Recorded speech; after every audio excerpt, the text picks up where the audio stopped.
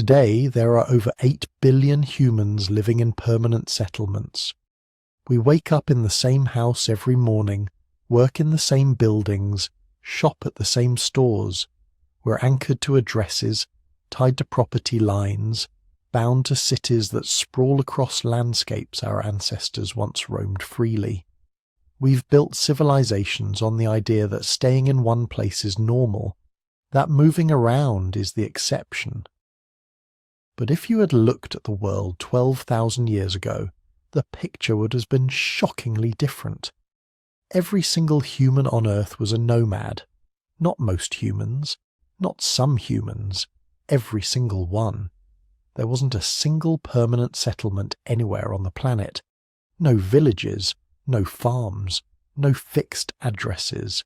Just small groups of people constantly moving, following herds, tracking seasons, never staying anywhere longer than a few weeks or months. The entire human species, from the frozen tundras of Europe to the grasslands of Africa to the forests of Asia, was on the move.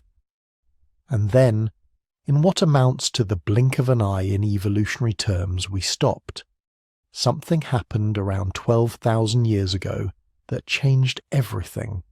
For the first time in millions of years of human existence, people decided to stay put, to build permanent homes, to plant crops and wait months for them to grow, to abandon the nomadic lifestyle that had sustained our species since the beginning. This wasn't just a change in lifestyle. This was the most profound transformation in human history, more significant than the Industrial Revolution, more impactful than the invention of the Internet.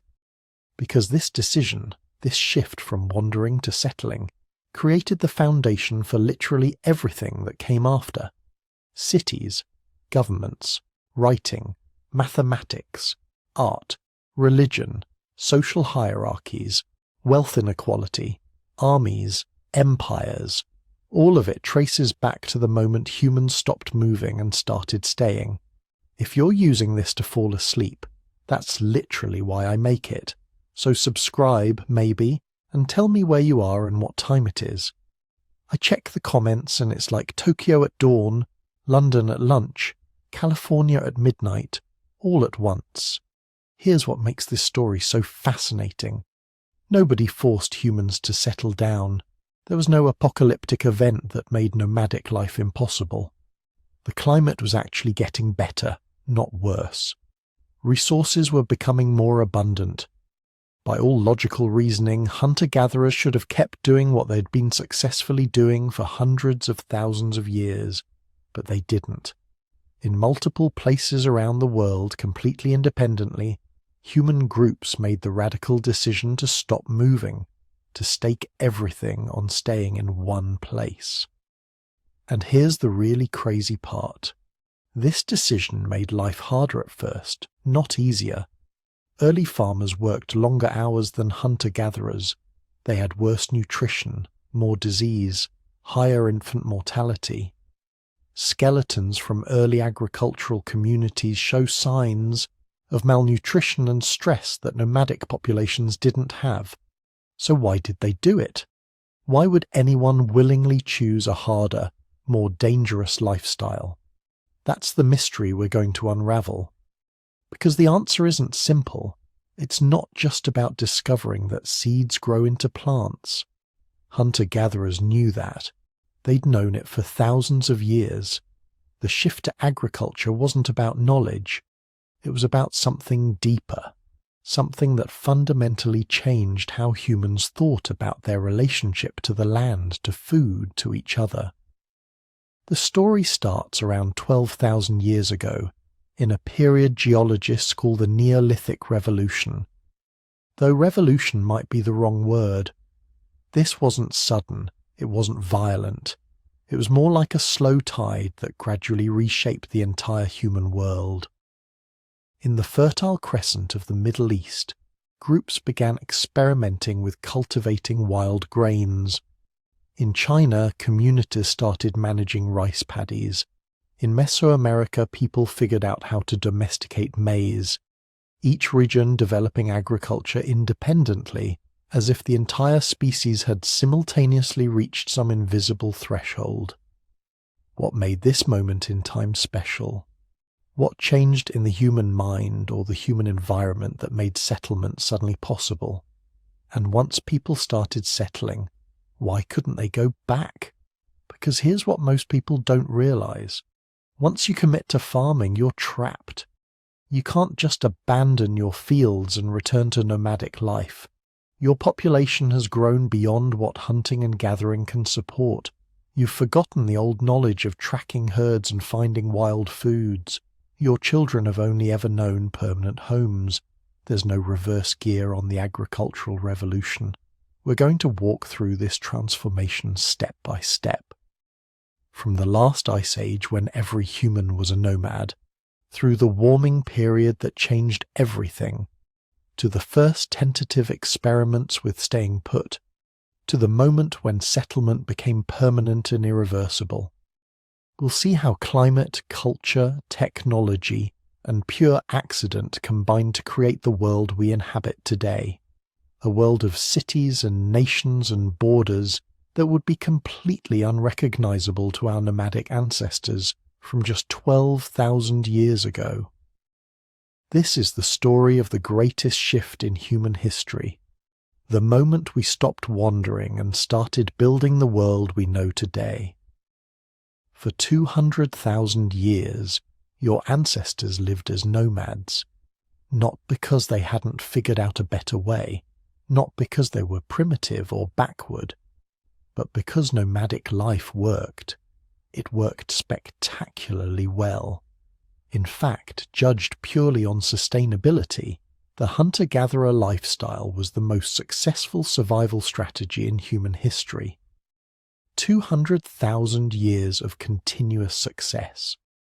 Compare that to agriculture, which we've been trying for 12,000 years and has already pushed us to the edge of ecological collapse multiple times. So let's be clear about what we're talking about here. When we say nomadic, we're not describing aimless wandering. We're describing sophisticated, highly organized societies that move through landscapes with encyclopedic precision. These weren't lost tribes stumbling around hoping to find food. These were expert ecologists who knew every plant, every animal, every water source, every seasonal change in territories that could span hundreds of square miles. Picture a typical band, about 25 to 30 people, maybe 6 or 7 families. Everyone's related by blood or marriage. You've got grandparents, parents, children, a few cousins. This isn't random. Basic anthropology tells us this is the optimal size for a mobile human group. Small enough to move quickly and find sufficient resources, large enough to defend territory, share labor, and maintain genetic diversity. Put fewer than 20 people together, and they're vulnerable to disasters, one hunting accident, one difficult childbirth, and the group's viability collapses. Put more than 40 together, and they can't find enough food in any single area to sustain everyone without depleting resources, so 25 to 30. That number shows up in hunter-gatherer societies on every continent, in every climate. It's written into our social psychology, hardwired by hundreds of thousands of years of natural selection.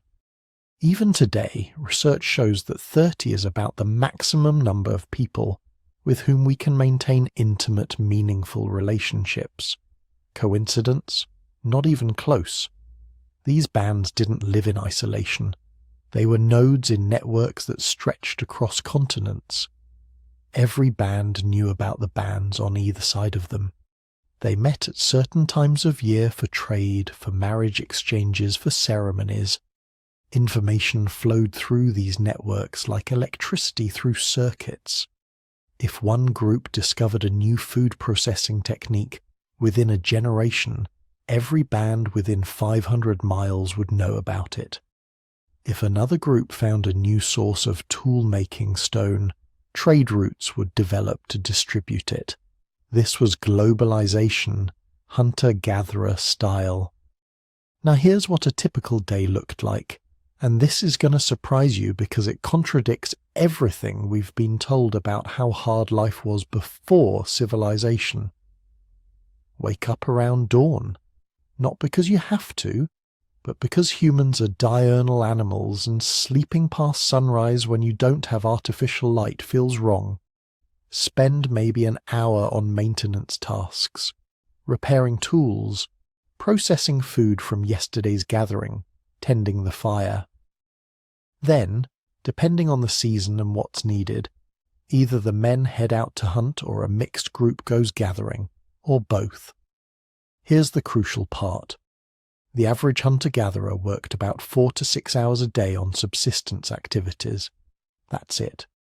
4 to 6 hours of actual food procurement and preparation. The rest of the day, socializing, playing with kids, making art, telling stories, resting. Archaeological evidence and studies of modern hunter-gatherer societies both confirm this. Our ancestors had more leisure time than any agricultural or industrial society in history. More leisure time than you have. More leisure time than anyone grinding away at a 40-hour work week has. And the work itself. It wasn't the brutal, exhausting labour we imagine. Gathering was often a social activity. Groups of women and children walking through familiar territories, talking, laughing, teaching the young ones which plants to collect and which to avoid. They weren't hauling heavy loads mile after mile. They were picking berries, digging roots, collecting nuts, all within a few miles of camp. Hunting was more intensive, but it was also irregular. You might spend 2 days tracking and killing a large animal, then not need to hunt again for a week. The knowledge required for this lifestyle was staggering. A typical adult hunter-gatherer could identify hundreds of plant species by sight. They knew which were edible, which were medicinal, which were poisonous. They knew when each plant would be ready to harvest, where different species grew, how to process them to remove toxins or increase nutritional value. They could read landscapes like you read street signs. That ridge. Water flows down the north side in spring. That valley. Deer migrate through in autumn. Those trees. They'll have edible nuts in 2 months. This wasn't information you looked up. This was knowledge embedded in your brain from childhood, reinforced through daily practice, tested by survival itself. The same went for animal behavior. Hunters could identify animals by their tracks, their scat, their feeding patterns. They understood migration routes, breeding seasons, territorial behaviors. They knew how to predict where game would be at different times of year. More impressively, they understood animal psychology well enough to anticipate reactions, plan ambushes, drive prey into kill zones. Modern wildlife biologists spend years studying animal behavior. Your ancestors learned it by age 15 because their lives depended on it. Seasonal knowledge was equally sophisticated. These people didn't have calendars, but they could track time with precision that would impress modern astronomers. They read the stars, the angle of the sun, the behavior of animals, the flowering of plants. They knew that when the certain constellation appeared on the eastern horizon at dawn, the salmon would be running in the rivers. They knew that 3 weeks after the first frost the acorns would be ready. They knew that when the geese flew north, it was time to move to the summer hunting grounds. This knowledge wasn't just practical, it was sacred. It was encoded in myths, rituals, songs that had been passed down for hundreds of generations. Knowledge transmission was the most important activity in these societies. Grandparents teaching, grandchildren the names of plants, experienced hunters showing young men how to read tracks, healers passing on the properties of medicinal herbs, storytellers preserving the geographic knowledge of their territories in narratives that could be remembered and repeated exactly. And the territories themselves were vast. In temperate regions, a single band might range over 200 to 500 square miles in a year. In arid regions, it could be even larger.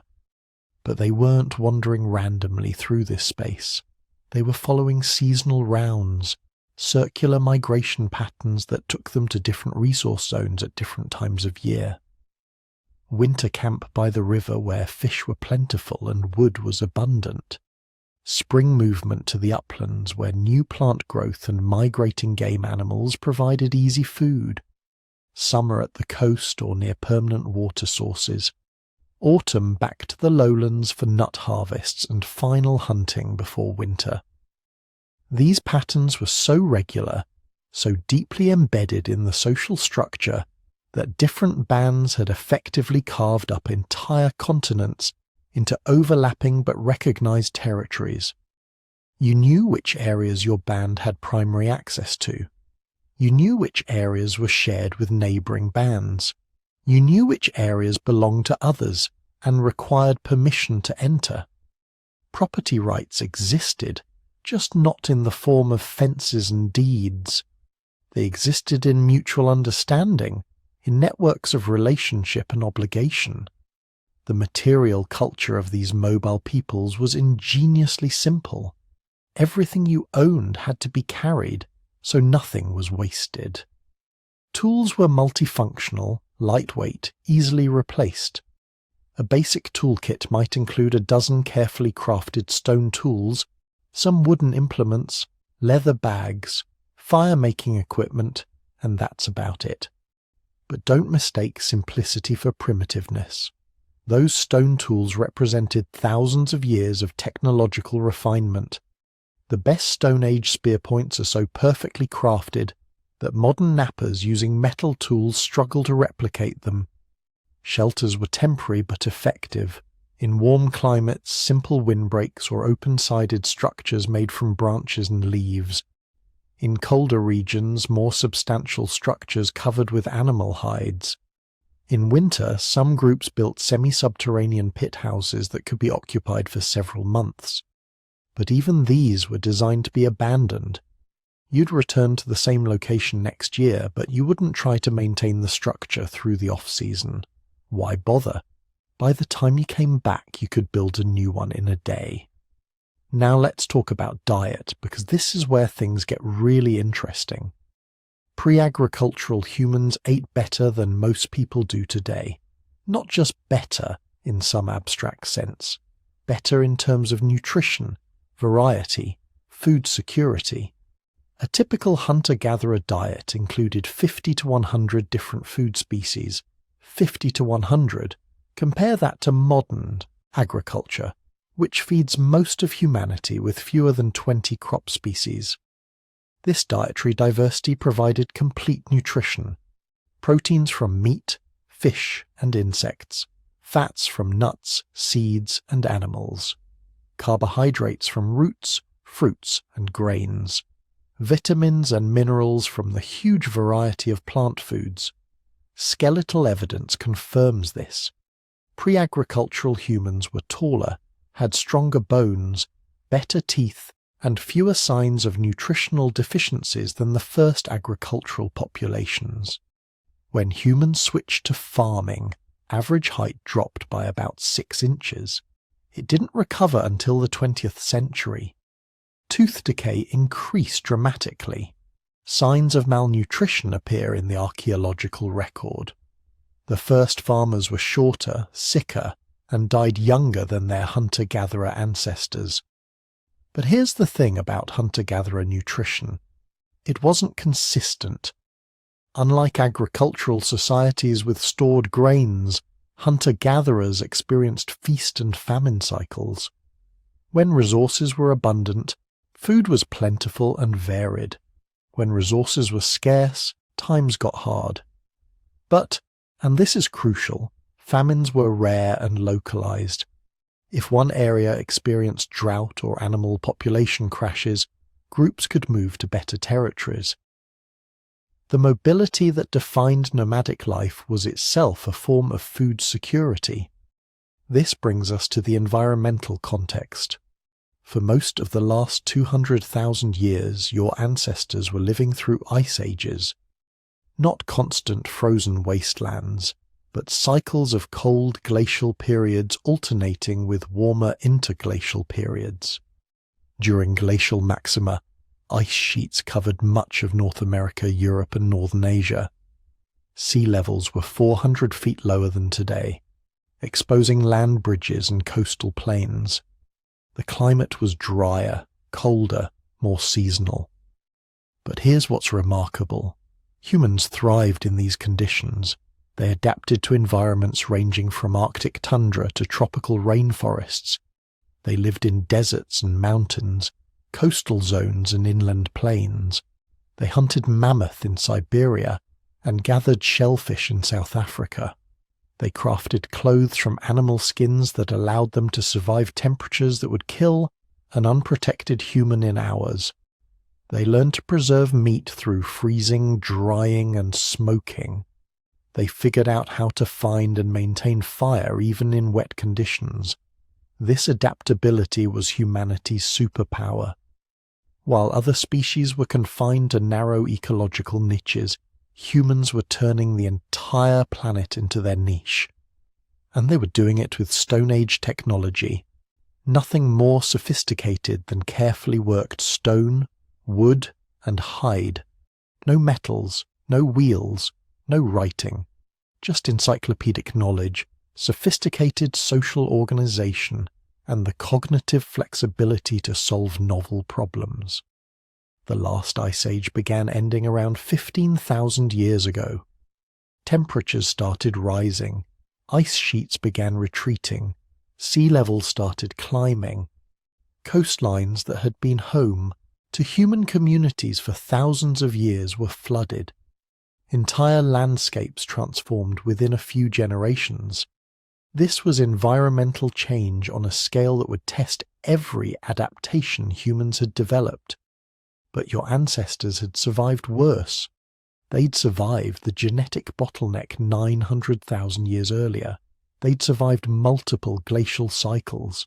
They'd spread across every continent except Antarctica. They'd outlasted Neanderthals and Denisovans. They were expert survivors, master adapters, the most successful large mammal species on the planet. And their nomadic lifestyle had made all of it possible.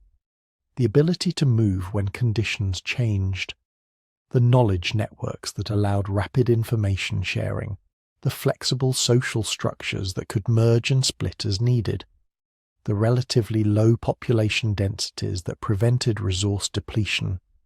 For 200,000 years this system had worked perfectly. So why did they stop? Why did some groups in certain places make the radical decision to stay put, to plant seeds and wait for harvest instead of following game and gathering wild foods, to build permanent structures instead of portable shelters, to tie themselves to specific locations instead of ranging freely across landscapes they knew intimately? It wasn't because nomadic life had failed. It was because the world was changing in ways that made a different strategy possible. And once a few groups made that shift, everything else followed. But we're getting ahead of ourselves. First, we need to understand exactly what was changing in the environment. What happened 12,000 years ago that made settlement not just possible, but attractive? Because the answer isn't what you think. Around 15,000 years ago, something extraordinary began to happen. After 100,000 years of Ice Age conditions, after millennia of your ancestors huddling in whatever shelters they could find, tracking animals across frozen tundra, living as they had always lived, moving, hunting, surviving, the world started to warm. Not suddenly, not dramatically, but year by year, generation by generation, the ice began to melt. Picture yourself standing where your grandparents stood, where their grandparents stood, where countless generations before them had stood. You're looking at the same landscape they knew, the same massive ice sheet stretching to the horizon, the same frozen rivers, the same bitter winds that cut through your furs and make winter survival a constant battle against death. But something's different. The spring thaw is lasting a little longer this year. The summer melt is exposing ground that's been frozen for as long as anyone can remember. The herds are staying in areas they used to pass through quickly. Small changes, subtle changes, the kind of changes you might not even notice in a single lifetime. But over generations, over centuries, those small changes were rewriting the rules of human existence. Because here's the thing about the end of the Ice Age. It wasn't just a matter of the temperature going up a few degrees, it was a complete transformation of the planet's surface, a reshaping of continents, coastlines, and ecosystems on a scale that hadn't been seen for hundreds of thousands of years. The ice sheets covering North America and Europe were kilometers thick, mountains of ice so massive they actually depressed the Earth's crust beneath them. When they started to melt, they released water that had been locked in frozen form for millennia. Sea levels began to rise, not quickly, not overnight, but steadily. Over the course of several thousand years, the oceans rose by roughly 120 meters. That's 400 feet. That's a 40-story building. Coastal areas that had been home to nomadic bands for thousands of years were gradually submerged. The Bering Land Bridge connecting Asia and North America, a highway that humans had used to colonize the Americas, slowly disappeared beneath the waves. The connection between Britain and continental Europe, a broad plain where humans had hunted mammoths and reindeer, became the English Channel. Entire landscapes that had supported human populations simply vanished. But at the same time, entirely new landscapes were appearing. As the ice retreated, it left behind a transformed world. Valleys that had been scoured by glaciers, lakes formed in depressions carved by moving ice, rivers flowing in new patterns, seeking new paths to the sea, and most importantly, land. Vast expanses of land that had been buried under ice for 100,000 years were suddenly exposed to sunlight again. This wasn't barren wasteland. The retreating glaciers left behind incredibly fertile soil, ground-up rock, rich in minerals, perfect for plant growth. And plants arrived fast.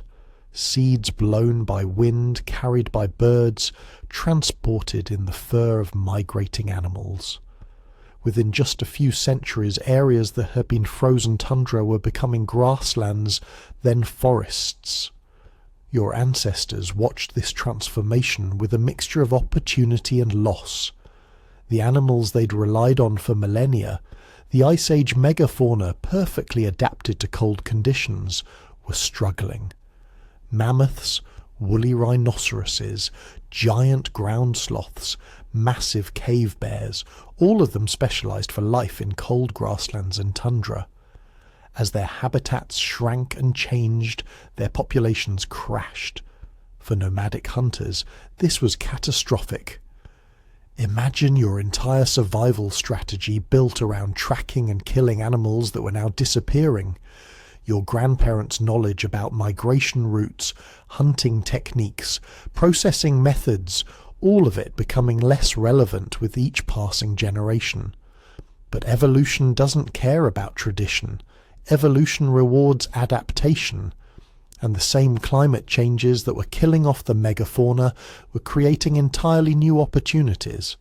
Nowhere was this more dramatic than in a crescent-shaped region stretching from the Persian Gulf through modern-day Iraq, Syria, Lebanon, Israel and Palestine down into Egypt.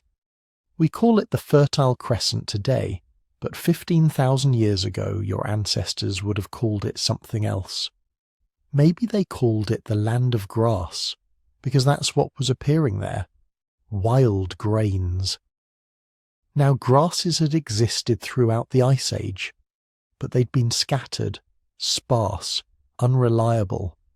You could collect grass seeds if you were desperate, spend hours gathering tiny quantities of food that required extensive processing to become edible.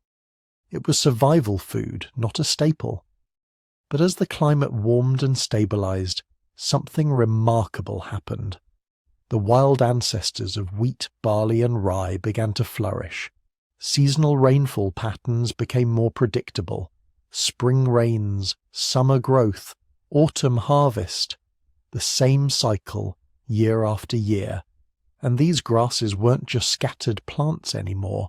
They were forming dense stands, fields of wild grain that would ripen at predictable times.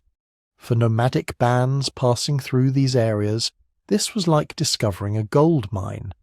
Suddenly there were locations where you could harvest enormous quantities of food in a relatively short time. Food that could be stored if you figured out how to keep it dry.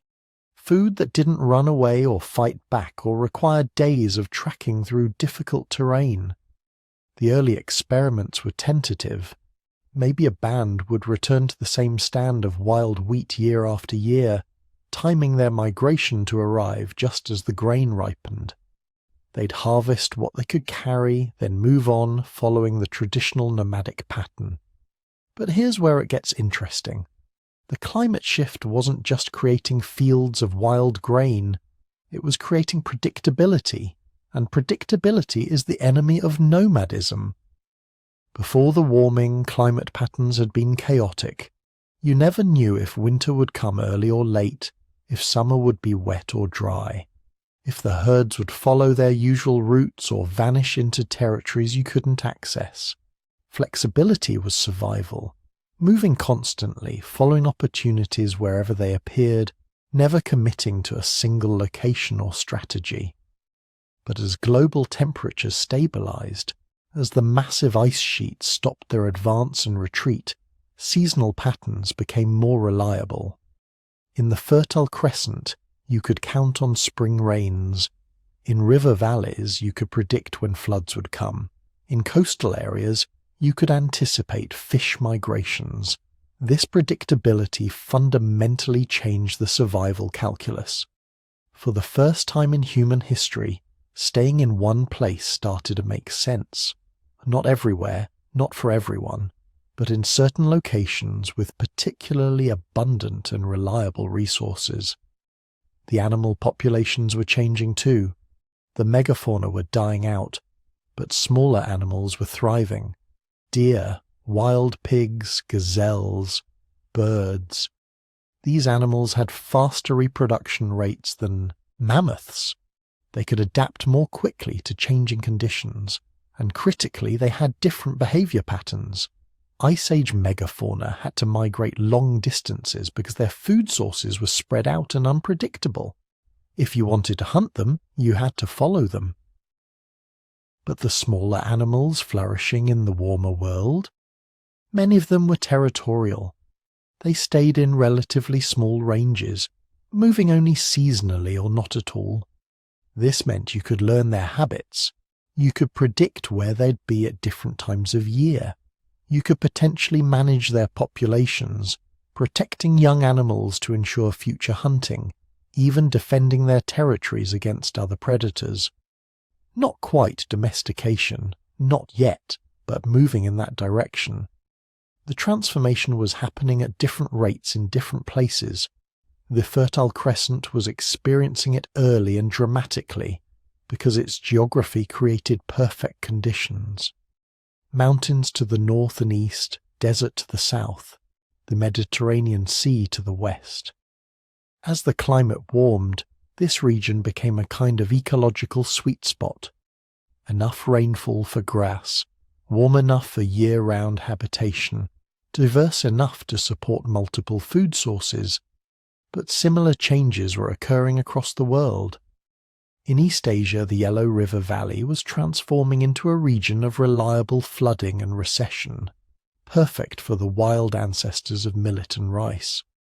In Mesoamerica, the wild ancestor of corn, a scraggly grass called teosinte, was starting to produce larger seed heads in response to warming temperatures. In the Andes, wild potatoes were flourishing in the highlands. In New Guinea, wild yams and taro were becoming abundant in the tropical forests. Each region had its own suite of plants and animals that responded to the warming climate, and in each region, nomadic bands were noticing the changes, adapting their movement patterns, beginning to exploit these new reliable resources. But the transition wasn't smooth. Climate change never is. The overall trend was warming, but within that trend were wild fluctuations. The Younger Dryas event around 12,800 years ago saw temperatures crash back toward Ice Age conditions for more than 1,000 years. Communities that had begun to rely on wild grains found their fields dying. Groups that had reduced their territory to focus on predictable resources suddenly faced scarcity. This climate reversal might have actually accelerated the move toward agriculture.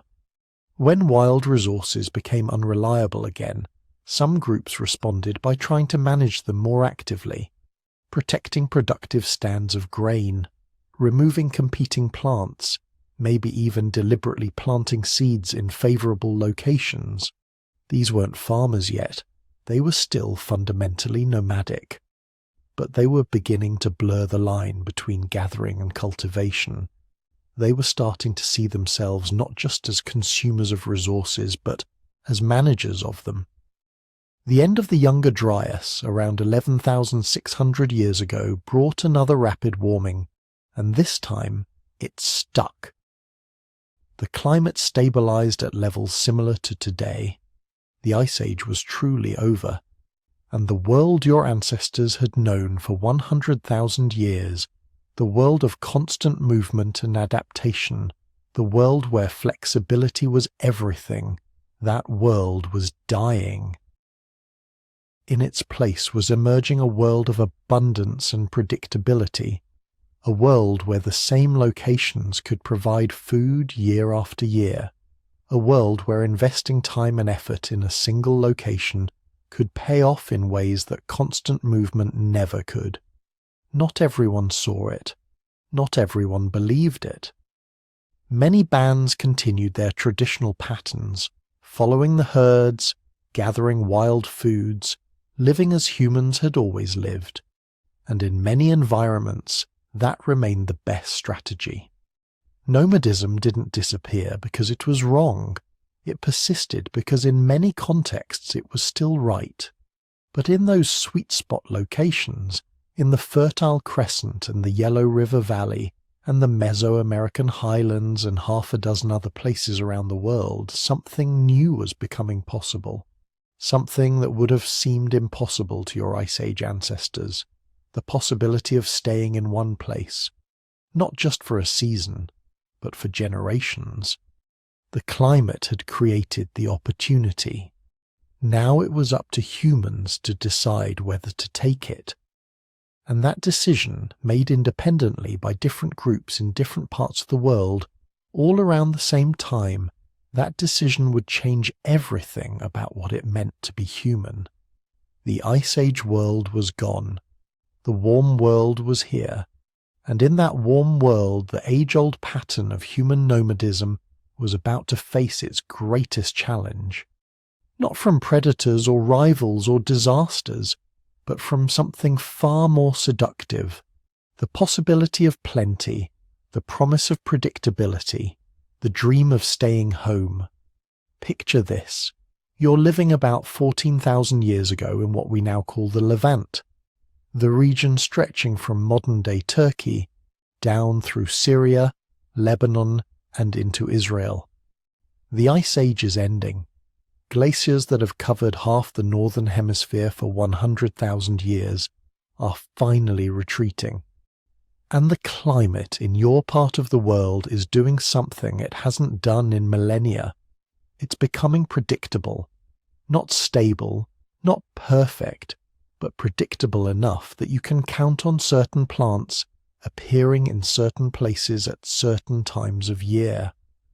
Wild wheat and barley growing thick in valley bottoms, nut trees producing reliable harvests, game animals following consistent migration routes. Your people have been nomadic hunter-gatherers for as long as anyone can remember. You follow the food, moving with the seasons, setting up temporary camps near water sources, staying a few weeks or maybe a few months before moving on. It's how humans have lived for hundreds of thousands of years, but something's different now. Some groups have started doing something radical. They're staying put. These people call themselves something we'll never know. Archaeologists call them the Natufians, and they were about to accidentally invent a completely new way of being human. Here's what made the Natufians different. They didn't immediately start farming. They didn't wake up one morning and decide to plant crops. Instead, they discovered something that would have seemed impossible to their ancestors. You could stay in one place and still have enough to eat. The region they inhabited had become an embarrassment of riches. Wild cereals, wheat, barley, and rye grew so densely in some areas that you could harvest more grain in a few weeks than a nomadic group could gather in an entire year of wandering. Gazelle herds migrated through the same valleys every spring and fall, predictable as clockwork. Fish filled rivers that had been dry during the glacial period. So the Natufians started building structures that were meant to last. Not simple windbreaks or temporary shelters, but actual houses. Circular stone foundations, walls of wattle and daub, roofs of branches and reed thatch. Some of these houses show evidence of being occupied, abandoned, and then reoccupied over multiple generations. They weren't fully settled yet.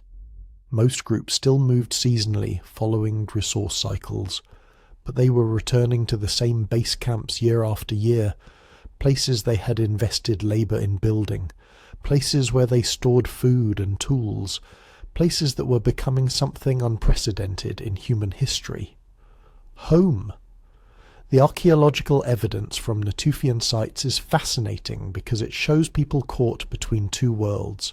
You find grinding stones, huge mortars and pestles weighing hundreds of pounds, far too heavy to carry around.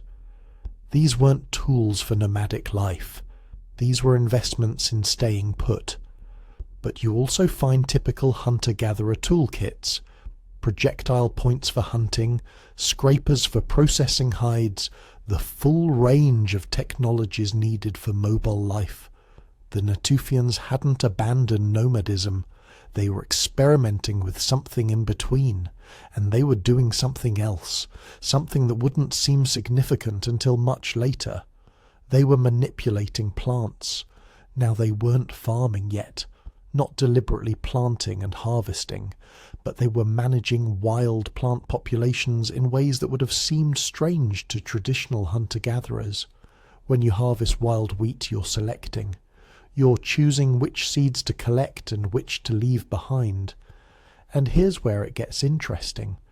Wild wheat has a trait that makes it perfect for surviving in nature, but terrible for human harvesting.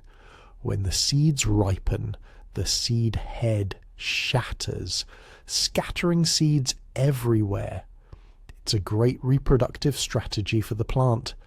Seeds spread far and wide, increasing chances that some will find good germination sites, but it's awful for humans trying to gather food. By the time you arrive to harvest, half the seeds are already on the ground. So naturally, when Natufian harvesters went out to collect wheat, they preferentially chose plants where the seed heads hadn't shattered yet. Plants with a random genetic mutation that made them hold their seeds a little longer. They didn't know they were doing selection. They were just trying to maximize their harvest. But they were accidentally changing the plant. Because here's what happens next. They bring their harvest back to camp. They process it, grind it, eat it. But they're messy. Like all humans, seeds spill, seeds get dropped around the camp, and in the disturbed soil near human settlements, rich with organic waste and cleared of competing vegetation, those dropped seeds germinate really well. The next year, Wheat is growing right near the camp. Convenient. So people harvest that too. And again, they preferentially harvest the seeds that haven't shattered yet. Generation after generation, year after year, people are selecting for wheat that holds its seeds longer. They don't know they're doing it. They're just harvesting food. But they're creating a new variety of wheat, one that won't exist anywhere except near human settlements, one that depends on humans for its reproduction. This is proto-farming, the accidental domestication that happens before anyone even conceives of deliberate agriculture. The same thing was happening with other plants. Lentils, chickpeas, and various nuts all started showing signs of human selection during this period. Seeds getting bigger because people preferentially collected the biggest ones. Seed coats getting thinner because people chose plants that were easier to process. None of this was intentional, but it was transformative. And then there were the animals. Around Natufian camps, archaeologists find something curious. Dog burials. Not wolves, dogs. The first domesticated animal, and nobody knows exactly how it happened. The leading theory goes something like this. Wolves were attracted to human settlements because of waste, bones, scraps, the garbage that accumulates when people stay in one place. Bold wolves who could tolerate human proximity got access to easy food. Humans probably tolerated them because they barked at intruders, provided an early warning system against predators and rival human groups. Over generations, the least aggressive wolves were most successful around humans, and humans, probably without really meaning to, started preferring the friendliest ones. Maybe children played with wolf puppies. Maybe people threw scraps to wolves that seemed particularly helpful. Whatever the mechanism, natural selection was happening fast. Within a few thousand years, you had animals that looked different from wolves. Floppy ears, shorter snouts, varied coat colours, all the signs of domestication. The Natufians had created dogs, or maybe more accurately, dogs, and humans had created each other, forming a partnership that would prove crucial when true agriculture finally emerged. But the Natufians weren't the only ones experimenting. All across the Fertile Crescent, different groups were discovering similar strategies. Semi-permanent camps near reliable resources, seasonal harvesting of wild cereals, management of plant populations, the establishment of regular gathering sites. And some of these gathering sites were becoming something extraordinary. In 1994, German archaeologist Klaus Schmidt started excavating a site in southeastern Turkey called Göbekli Tepe. What he found changed everything we thought we knew about the transition to settled life. Göbekli Tepe isn't a village, it's not a settlement at all. It's a temple complex, massive T-shaped limestone pillars, some weighing over 20 tons, arranged in circular enclosures, elaborate carvings of animals covering the stones. Lions, boars, foxes, gazelles, snakes, birds, evidence of enormous communal feasts. Thousands of animal bones showing people gathered here in massive numbers to eat, celebrate, and worship. Here's what makes Göbekli Tepe mind-blowing. It was built around 11,500 years ago by people who are still hunter-gatherers. No farming yet, no permanent villages, no domesticated animals except possibly early dogs. Just mobile groups coming together periodically to build something that would have required thousands of hours of coordinated labour. Think about what this means. You need to quarry these massive stones, transport them to the site, and erect them in precise arrangements. You need to feed hundreds, maybe thousands of people during construction. You need social organisation capable of coordinating labour across multiple groups. You need reasons compelling enough to make people invest enormous effort in a place they don't even live. Göbekli Tepe suggests that maybe we've had the sequence backwards. For decades, archaeologists assumed agriculture came first, then settlement, then complex social organization, then monumental architecture and religion. But Göbekli Tepe implies it might have happened in reverse. Maybe religion and ritual gathering came first. Maybe the need to support these gatherings, to feed massive numbers of people converging on sacred sites, created the pressure that led to agriculture. Maybe we didn't settle down to farm. Maybe we farmed so we could settle down near our temples. Either way, what's clear is that between about 14,000 and 10,000 years ago, something fundamental was shifting in human behavior. Groups were establishing territories, returning to the same locations year after year. They were investing labor in structures and landscapes. They were beginning to see certain places as special, worth defending, worth improving. And crucially, they were learning. With each generation, knowledge accumulated, where the best wild wheat grew, when to harvest for maximum yield, how to process and store seeds to prevent spoilage, which plant varieties produced the most food, which animals were most tolerant of human proximity. This wasn't random trial and error. This was systematic knowledge building over hundreds of generations. Grandparents teaching children, who taught their grandchildren, creating chains of information transfer that grew more sophisticated with each iteration. Archaeological sites from this period show increasingly elaborate storage facilities, pits lined with stone and clay to keep grain dry, elevated platforms to protect food from rodents, evidence of food processing on an industrial scale, massive grinding installations where dozens of people could work together processing harvests. They are also developing new technologies specifically for this semi-settled lifestyle. Sickle blades with a distinctive sheen from cutting cereal stalks. Basket weaving, crucial for transporting and storing plant foods. Pottery was still thousands of years away, but they were creating storage containers from stone, hide, and woven materials, and the populations were growing. When you're nomadic, there are natural limits on population size. You can only have as many children as you can carry. Women in nomadic societies typically space birth 3 to 4 years apart because you can't travel with multiple infants. But when you're staying in one place, even seasonally, those constraints disappear. You can have children closer together. Infant survival rates improve because you're not constantly moving vulnerable newborns through dangerous terrain. Food storage means you're less vulnerable to seasonal scarcity.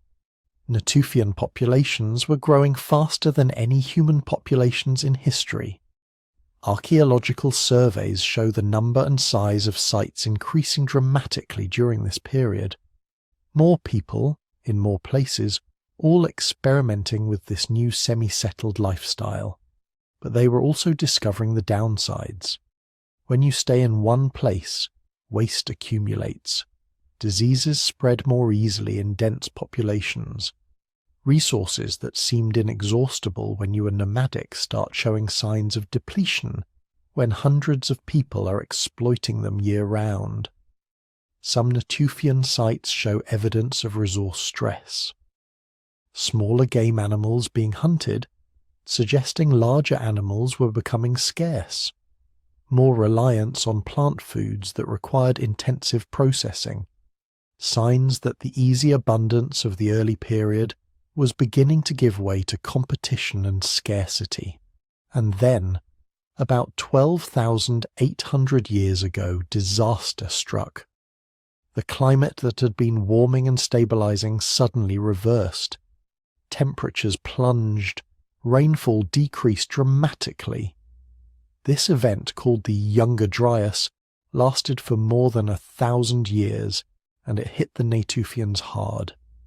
The wild cereals they had been relying on, those abundant fields of wheat and barley, they started failing.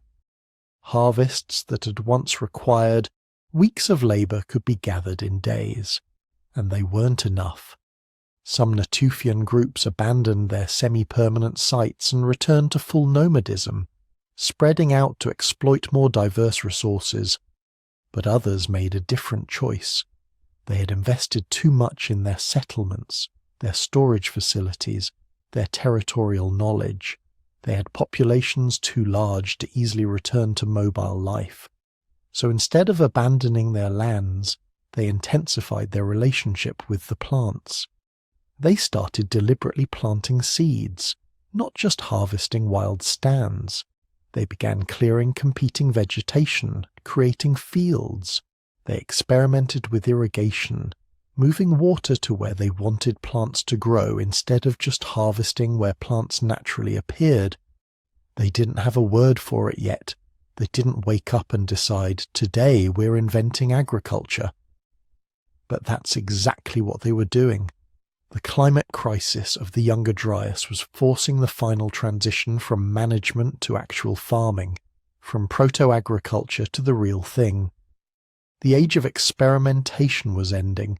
The agricultural revolution was about to begin. But here's where things get really interesting. Because the shift from temporary camps to semi-permanent settlements didn't happen because someone suddenly invented farming.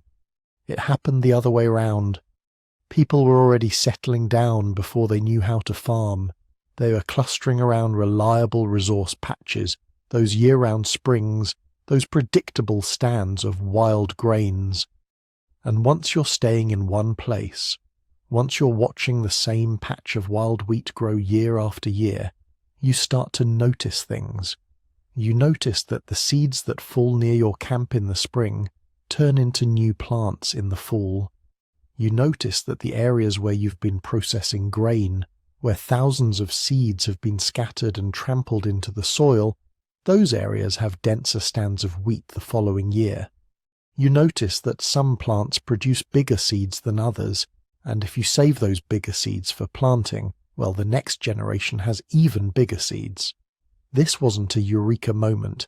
This wasn't some ancient genius suddenly figuring out how agriculture works. This was thousands of people over hundreds of years, slowly, incrementally noticing patterns and acting on them.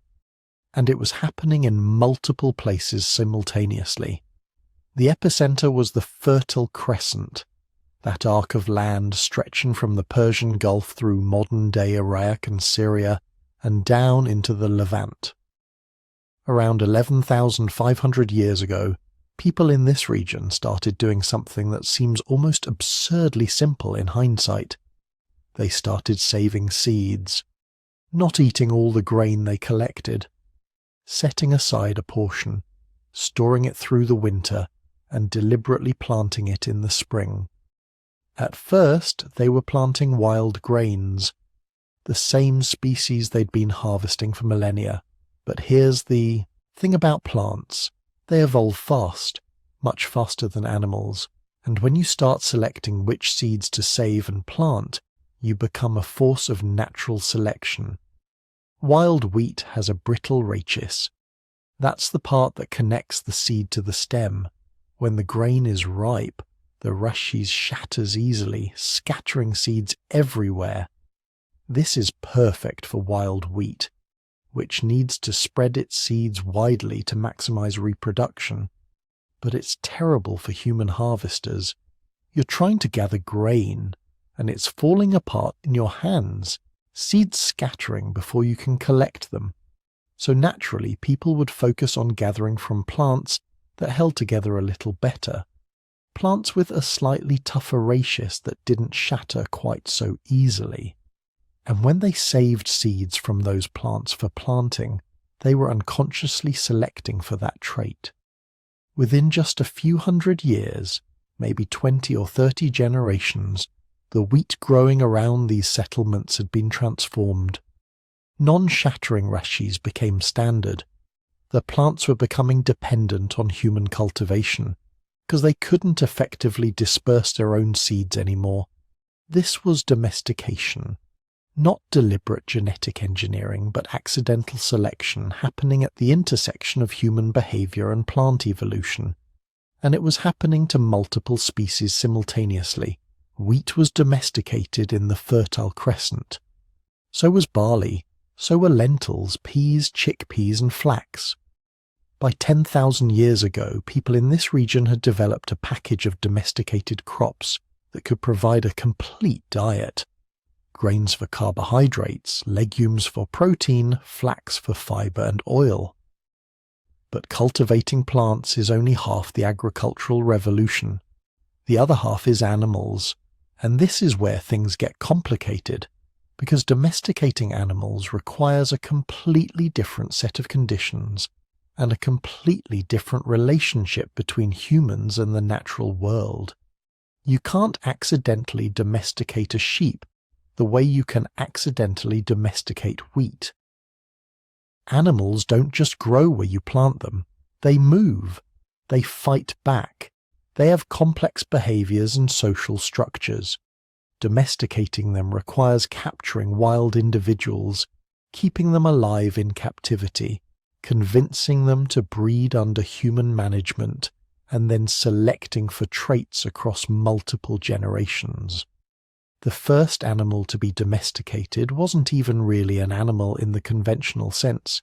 It was dogs, descended from wolves, and this domestication happened much earlier, probably 15,000 to 20,000 years ago, long before agriculture. But that was a special case, wolves self-domesticating by hanging around human camps and forming mutually beneficial relationships. Real livestock domestication, bringing wild herbivores under human management, that started around 11,000 years ago in the same Fertile Crescent region that was domesticating plants. Sheep were first. Wild sheep, actually wild mouflons, lived throughout the Middle East and had been hunted by humans for hundreds of thousands of years. But around 11,000 years ago, people started doing something different. Instead of just hunting wild flocks, they started capturing lambs and raising them. Probably this began as a way to keep fresh meat available year-round. Kill and eat the wild game you hunt, but keep some young animals alive so you have meat when hunting is difficult. But keeping wild animals alive is hard. You need to feed them, protect them from predators, prevent them from escaping. You need infrastructure, pens, enclosures, food storage. You need to be settled. Nomadic groups can't manage livestock effectively. You can't move camp every few weeks and bring your captive animals with you. Domestication required settlement, which is another reason why the process of settling down and the process of developing agriculture were so tightly linked. The sheep that survived in captivity were the ones that were calmer, less aggressive, more tolerant of human presence. Generation by generation, humans were selecting for docility. And within just a few thousand years, domesticated sheep had diverged significantly from their wild ancestors. Smaller bodies, shorter legs, woollier coats. They were becoming dependent on human care, just like the wheat with its non-shattering rachees. Goats came next, domesticated from wild bezoars around 10,500 years ago. Then cattle, descended from massive wild aurochs that stood 6 feet tall at the shoulder and had horns like spears. Domesticating aurochs was probably terrifying. These were animals that could easily kill a human. But by 10,000 years ago, people had figured out how to capture and breed them, slowly selecting for smaller size and calmer temperament. Pigs were domesticated around 9,000 years ago, descended from wild boars that roamed the forests of the Middle East and Europe. Unlike sheep, goats, and cattle, which are herd animals that could be managed together, pigs were more challenging. They're intelligent, stubborn, and extremely strong, but they're also incredibly efficient at converting garbage and scraps into meat, which made them perfect for settled communities that were generating waste. Now here's what's crucial to understand. This whole process, plant and animal domestication happening in the Fertile Crescent between 11,500 and 9,000 years ago, this wasn't happening because people suddenly decided to become farmers. It was happening because people had already started settling down, and the settlement created conditions where domestication became possible and advantageous. And once it started, once people had domesticated crops and livestock, the process accelerated. Because farming and herding created their own momentum. They made settlement more permanent, which made further agricultural development more practical, which made settlement even more permanent. A feedback loop that locked people into an agricultural lifestyle. But here's where the story gets even wilder, because this wasn't just happening in one place. Independent agricultural revolutions were erupting around the world in regions that had no contact with each other at roughly the same time. In China, around 11,000 years ago, people in the Yellow River Valley started domesticating millet. Slightly later, around 9,000 years ago, populations in the Yangtze River Valley domesticated rice. Different crops than the Fertile Crescent, different environmental conditions, but the same basic pattern. Sedentary communities arising around reliable resource patches, people noticing patterns in plant growth, unconscious selection leading to domestication. The Chinese domestication package eventually included pigs, chickens, and water buffalo. A completely different suite of animals than the Middle East, but fulfilling the same roles, providing meat, labor, and other resources for settled agricultural communities.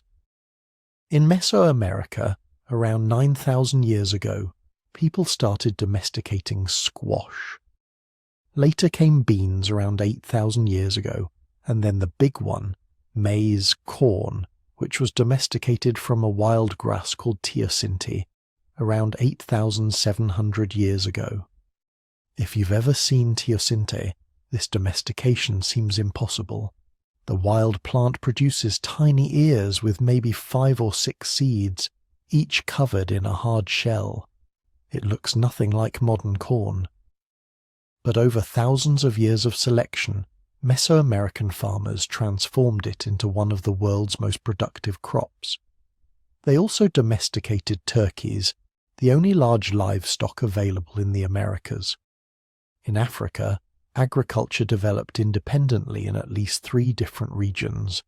The Ethiopian highlands saw domestication of teff, coffee and enseat around 7,000 years ago. The Sahel region of West Africa domesticated African rice, sorghum, and pearl millet around the same time, and in the Ethiopian highlands people domesticated cattle independently from the Middle Eastern domestication. The Papua New Guinea highlands developed agriculture around 9,000 years ago, domesticating taro, bananas, and yams. The eastern United States saw independent domestication of sunflowers, sumpweed, and goosefoot, though this agricultural system was eventually overwhelmed by crops spreading from Mesoamerica. All of these agricultural revolutions happened independently. People in China had no idea what was happening in the Middle East. Mesoamericans had no contact with Africans, yet they all developed agriculture within a few thousand years of each other. This tells us something profound. This shift to agriculture wasn't an unlikely accident that happened once and spread everywhere. It was almost inevitable, an emergent property of what happens when human populations grow large enough and settle densely enough in regions with domesticable plants and animals. But let's talk about what this actually meant for the people living through it. Because here's the thing about farming. It's not easier than hunting and gathering. It's actually much harder. Modern studies of hunter-gatherer societies show they typically work about 20 hours per week to obtain all the food they need. Early farmers were working 60, 70, maybe 80 hours per week, preparing fields, planting, weeding, protecting crops from animals and birds, harvesting, processing, storing. Agriculture is backbreaking labour, repetitive and exhausting. And the diet got worse. Hunter-gatherers eat an incredibly diverse diet, hundreds of different plant and animal species depending on season and availability. Early farmers ate maybe a dozen crops, sometimes just 2 or 3 staple grains plus whatever they could supplement through hunting and gathering. Archaeological evidence shows that when people transitioned to agriculture, their health declined. Skeletal remains from early farming communities show increased rates of malnutrition, dental cavities, bone diseases indicating vitamin deficiencies, and reduced stature. So why did they do it? Why did people commit to a lifestyle that required more work, produced worse health outcomes, and locked them into permanent settlements where disease could spread more easily? The answer is population. Agriculture can support more people per square mile than hunting and gathering. A lot more, maybe 10 times more, maybe 100 times more depending on the environment. And once you start farming, once you have even a little bit of success producing food, your population starts growing. More food means more children survive to adulthood, means women can have babies closer together because they're not carrying children on long nomadic journeys, means elderly people can live longer because they don't need to keep pace with mobile groups. Population growth becomes exponential. And here's the trap. Once your population has grown beyond what the local wild resources can support, you can't go back to hunting and gathering. There are too many of you now. You're locked into agriculture whether you like it or not. You have to keep farming, keep increasing production, because there's no alternative. This is what anthropologists call the agricultural trap. Not a choice people made, but a process they got caught in. The time investment required was staggering. Preparing fields alone could take weeks. Without metal tools, clearing land meant using stone axes to cut down trees and burning the rest. Breaking ground meant using digging sticks to turn over soil, acre by acre, by hand. Planting meant walking every row, placing seeds individually or in small groups. Weeding meant hours bent over in the hot sun, pulling up unwanted plants by hand.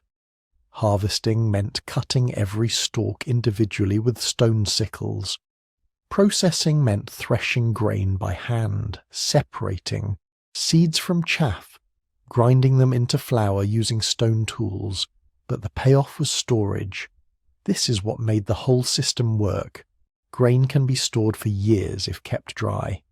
Dried meat and fish can last months. Legumes can be stored almost indefinitely.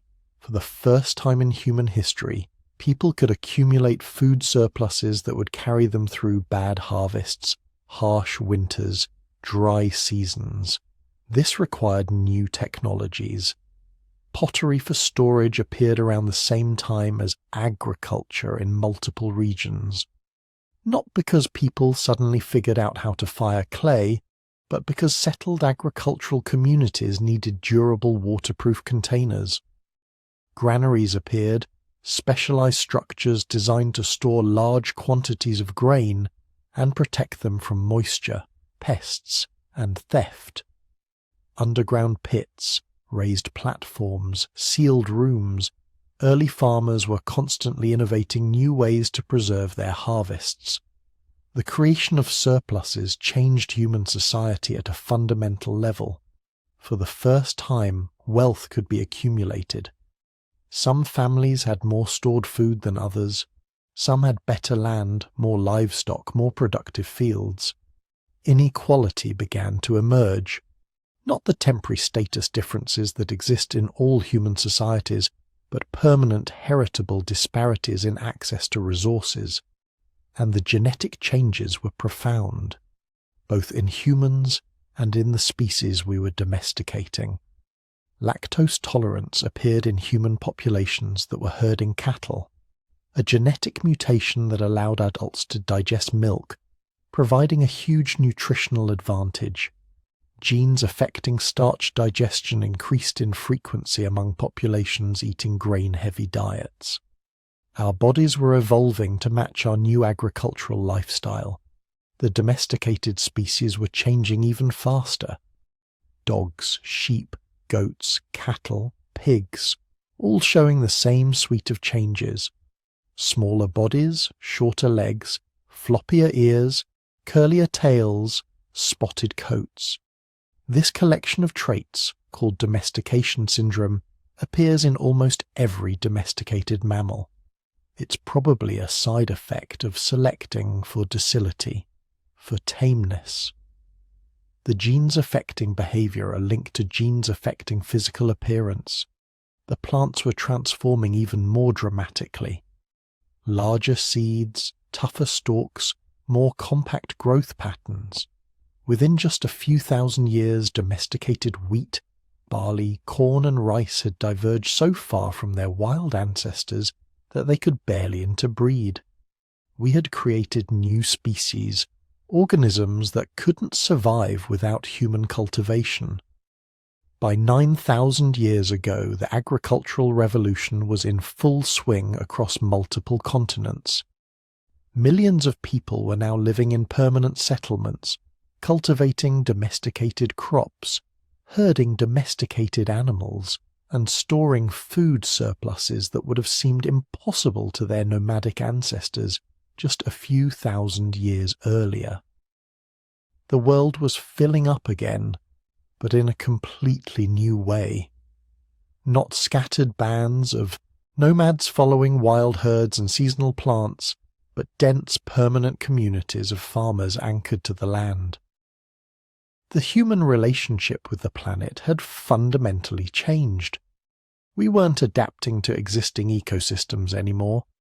We were creating new ecosystems, agricultural landscapes shaped by human labour and maintained by human effort.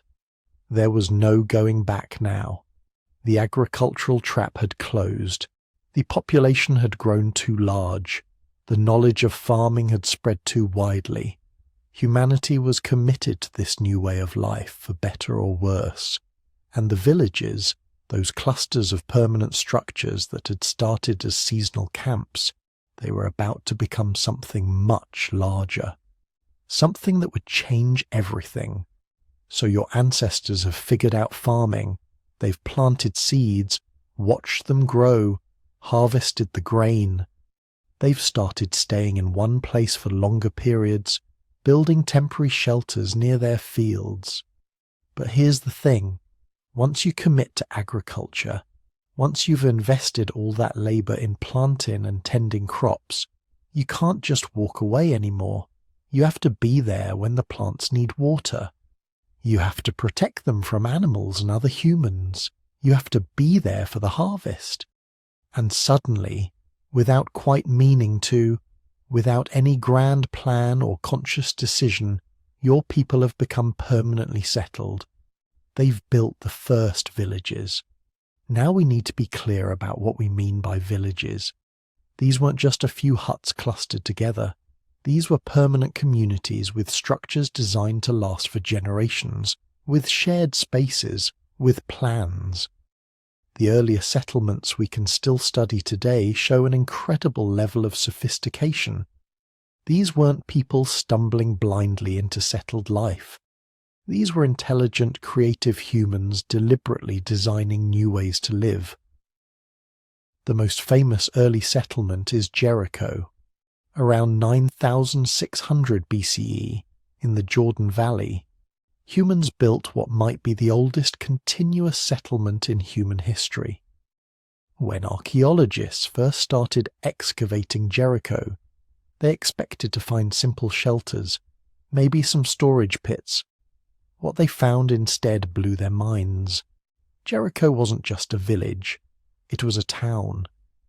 At its peak it covered about 6 acres and housed maybe 2,000 people. That might not sound like much, but remember, just a few thousand years earlier, the entire human population in any given region might have been a few hundred individuals scattered across hundreds of square miles. The architecture was extraordinary. The houses weren't temporary structures you could abandon when resources ran out.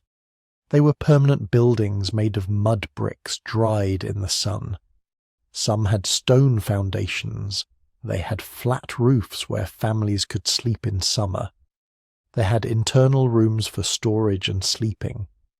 Most incredibly, they had plaster floors that were regularly maintained and replastered, sometimes dozens of times over, the life of a house. This tells us something profound. These people weren't just living in these structures, they were investing in them, maintaining them, planning to pass them down to their children and grandchildren. But Jericho had something even more remarkable. A wall, not a fence to keep animals out, a massive stone wall 20 feet high in places, with a tower that rose even higher. This wall took thousands of hours of coordinated labor to build. It required planning, organization, a large workforce willing to contribute time and effort to a communal project. Some archaeologists think it was for defense against other human groups. Others believe it was protection against floods. Either way, it represents a fundamental shift in human thinking. These people weren't just protecting themselves as individuals or families, they were protecting the settlement itself, the permanent place they had created. Then there's Çatalhöyük. Located in what's now Turkey, this settlement emerged around 7,500 BCE and became one of the largest and most sophisticated Neolithic communities in the world. At its height, it housed between 3,000 and 8,000 people. But what makes Çatalhöyük truly weird, truly fascinating, is how it was designed. There were no streets, none. The houses were built wall to wall, pushed up against each other like a honeycomb. You couldn't walk between buildings because there was no space between them. So how did people get around? They walked on the roofs.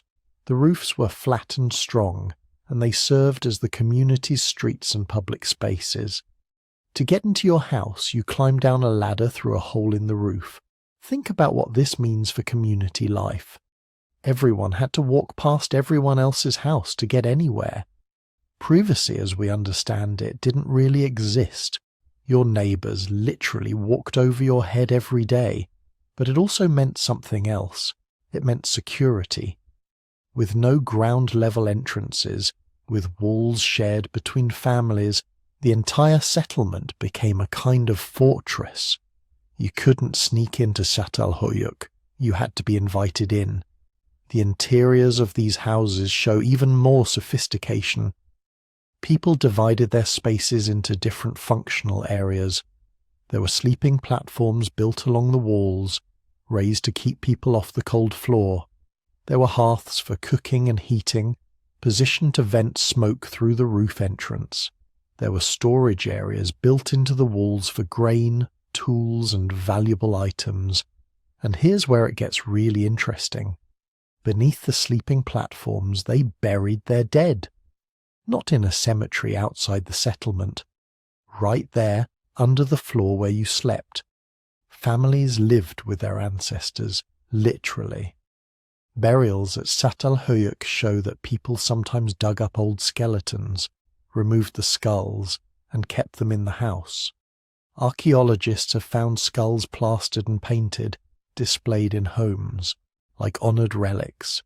This suggests a completely different relationship with death than we have today. The dead weren't separated from the living. They remained part of the household, part of the family. Both Jericho and Çatalhöyük show us that permanent settlement forced humans to solve problems their nomadic ancestors never faced. When you're constantly moving, you don't have to worry about waste management. You just leave your garbage behind and nature deals with it. But when you're staying in one place permanently, waste becomes a serious issue. Human waste, food scraps, broken tools, ashes from fires, all of it accumulates. The archaeological record shows that early villagers developed systematic ways to deal with this. They created designated trash areas outside the main settlement. They learned to bury organic waste to reduce smells and keep away scavengers. They developed communal toilet areas, usually on the outskirts of settlements. Some communities dug pits specifically for waste disposal, the first landfills in human history. But waste management was just one of many new challenges.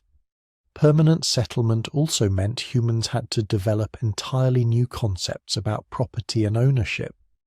When you're nomadic, you only own what you can carry.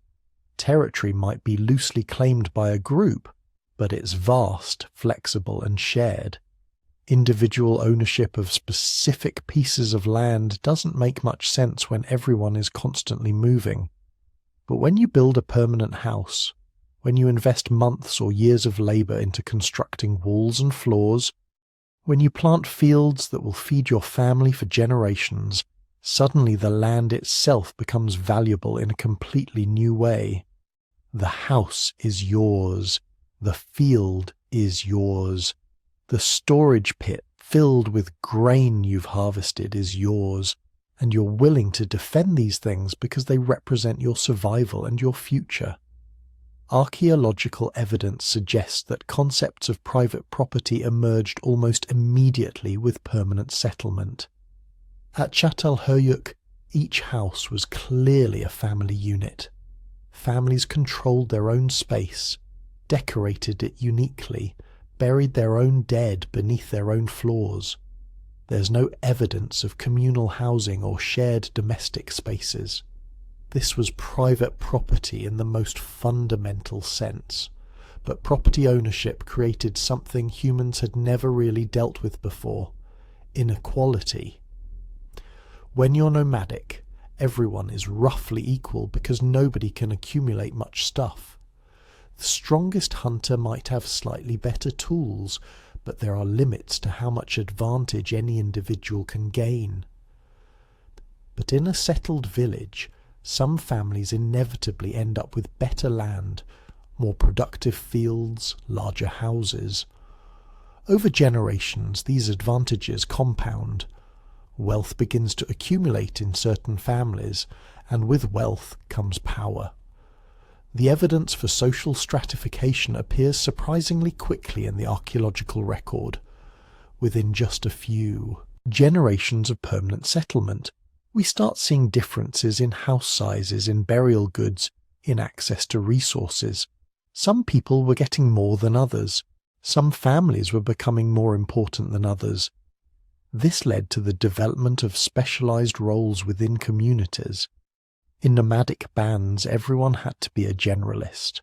Sure, some people might be better hunters or better at finding plants, but everyone needed to be able to do everything. You couldn't afford to have someone who only made tools or only tended fires. Everyone had to contribute to survival in multiple ways. But in permanent villages with reliable food supplies from agriculture, specialization became possible. Some people could focus entirely on making tools and trade their work for food. Others could specialize in pottery, weaving, or construction. The archaeological record shows this happening within just a few generations of settlement. Pottery, for instance, doesn't really make sense for nomadic people. It's heavy, fragile, and you can't carry much of it. Nomads used containers made from gourds, animal bladders, or woven baskets. But for settled communities, pottery was revolutionary. You could store grain for years, protecting it from moisture and pests. You could cook in new ways, making stews and porridges that were impossible with previous technologies. You could ferment foods and drinks, creating beer and preserved vegetables. The earliest pottery appears around 18,000 years ago in China, but it doesn't become common until people start settling permanently. Then it explodes. Every settlement starts producing pottery in distinctive local styles. And here's the thing about pottery: it requires real skill. You need to know which clays work, how to shape them, what temperature to fire them at. It takes years to master. So pottery specialists emerged, people who did nothing but make pots, trading their work for food and other goods. The same thing happened with weaving. When you're nomadic, you wear animal skins because they're durable and warm. But settled communities could grow flax and cotton. They could raise sheep for wool. Suddenly, textile production became possible, and textiles are labour-intensive, growing the plants, processing the fibres, spinning thread, weaving cloth. Each step requires specialised knowledge and considerable time. So weavers emerged as specialised craftspeople. This specialisation created a cascade of social changes. When you have specialists who don't produce their own food, you need systems for exchanging goods and services. You need someone to organise the distribution of food to non-farmers. You need ways to settle disputes about who owes what to whom. In other words, you need governance. The archaeological evidence suggests that organised leadership structures emerged very early in permanent settlements. At Çatalhöyük, some houses are significantly larger and more elaborately decorated than others. These were probably the homes of important families, people with special status in the community. Some structures seem to have served ritual or communal functions, suggesting organised religious practices that brought the community together. Speaking of religion, permanent settlement transformed spiritual life as profoundly as it transformed everything else. Nomadic peoples certainly had religious beliefs and practices, but settled communities developed something more elaborate. Organised religion with priests, temples, and complex rituals. At several early settlements, archaeologists have found buildings that are clearly not ordinary houses. They're too large, too elaborately decorated, filled with symbolic imagery and ritual objects. These are the first temples, the first permanent spaces dedicated specifically to religious practice. At Göbekli Tepe in Turkey, massive stone pillars were erected with carved reliefs of animals and abstract symbols around 9600 BCE. This site predates permanent villages in the region, suggesting that in some places religion might have actually driven people to settle, rather than settlement driving religious development. But once villages were established, religious spaces became central to community life. At Çatalhöyük, many houses contain elaborate wall paintings, bull skulls mounted on walls, and plastered sculptures of animals and human figures. These weren't just decorations, they were part of a complex symbolic system, a shared religious world view that helped bind the community together. This makes sense when you think about the challenges of permanent settlement. When you have hundreds or thousands of people living in close proximity, you need mechanisms to maintain social cohesion. You need shared values and common purposes. Religion provided this. Shared rituals, shared sacred spaces, shared beliefs about the world and humanity's place in it. These things created community identity in a way that hadn't been necessary for small nomadic bands where everyone was related by blood. But permanent settlement also created new sources of conflict. When you're nomadic, you can usually just avoid other groups if tensions arise. You move to different territories, give each other space. But when you've built permanent villages, when you've invested years of labour in fields and buildings, you can't just leave when conflicts develop. You have to stay and defend what you've built. The archaeological evidence for violence increases dramatically after permanent settlement begins. The wall at Jericho is just the beginning.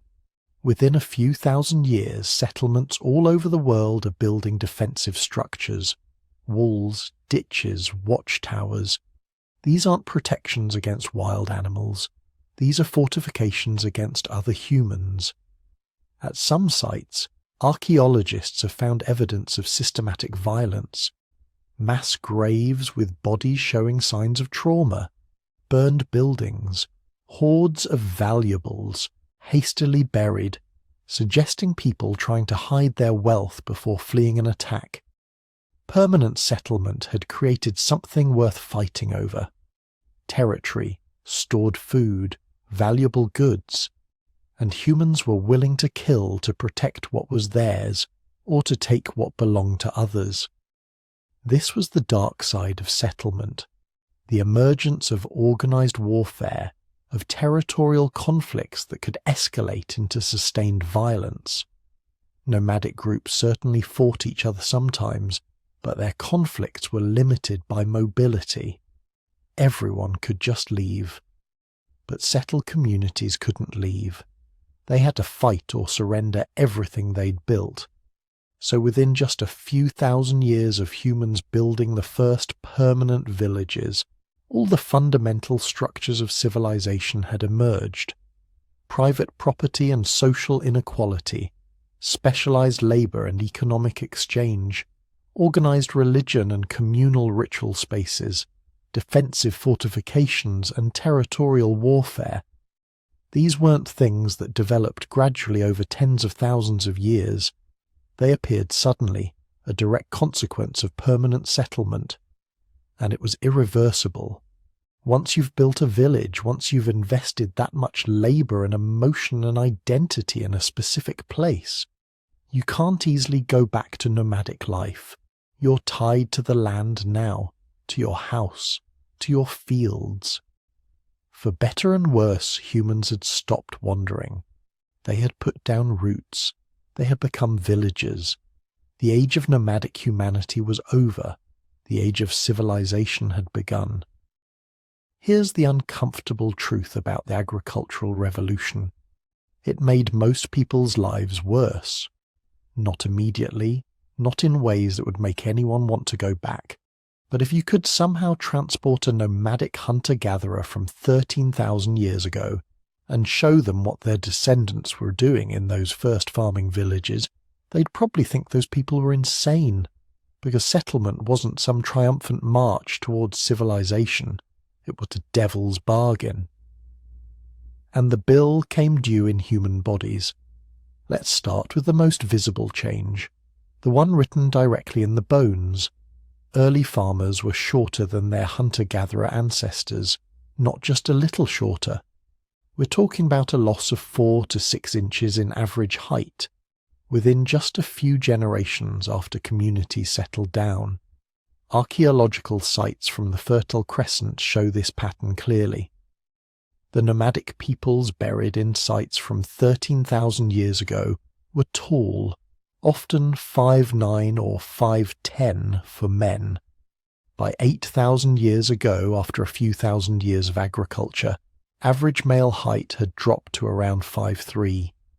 This wasn't genetic, this was malnutrition, and it tells us something crucial about what happened when humans stopped moving. Hunter-gatherers ate an incredibly diverse diet. Studies of modern foraging peoples show they typically consume 50 to 100 different plant and animal species throughout the year. Nuts, berries, roots, tubers, game animals, fish, birds, insects, mushrooms, seasonal fruits. Their diet varied constantly, which meant their nutrition was comprehensive. They got everything they needed: proteins, fats, carbohydrates, vitamins, minerals, all from wild sources that were naturally nutrient-dense. Then we settled down and started eating wheat, or barley, or rice, or corn, depending on which part of the world you lived in.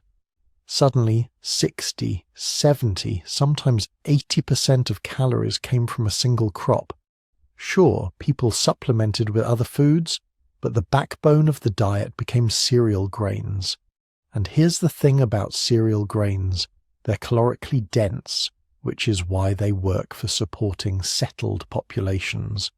But they're nutritionally incomplete. They lack certain essential amino acids. They're low in vitamins A and C.